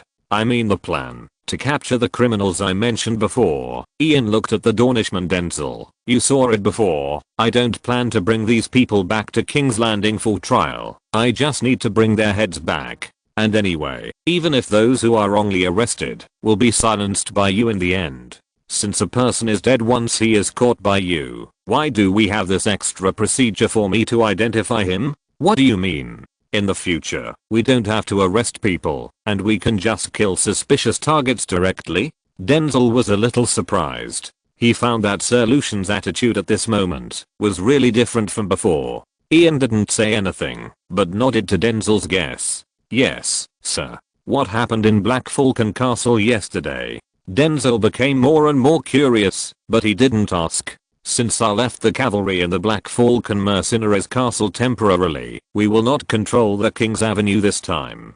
We only need to take care of the inn and the area around the inn. Ian glanced at the 3 current deputies in front of him one by one. Remember, it's better to kill someone by mistake than to let them go. All suspicious people who meet the characteristics I mentioned should be eliminated. I won't put up a memorial arch this time. I'm the fucking villain. Isn't this a big move? A hint of hesitation flashed in Granson's eyes. Anyway, the bad things are done by the ghosts of Whitewall City, aren't they? How long have they been rampant here? Ian casually threw the blame. Oh, I see what you mean. Go, do your job. Ian yawned again. I can't. Can't take it anymore. P.S. 3 chapters today, 7,500 words. End of this chapter. Thank you very much for reaching the end. Don't forget to like. Looking for more exclusive content and immediate access? Subscribe to our Patreon. Remember, every like, subscription, or donation encourages us to continue. Thanks to everyone. See you in the next video.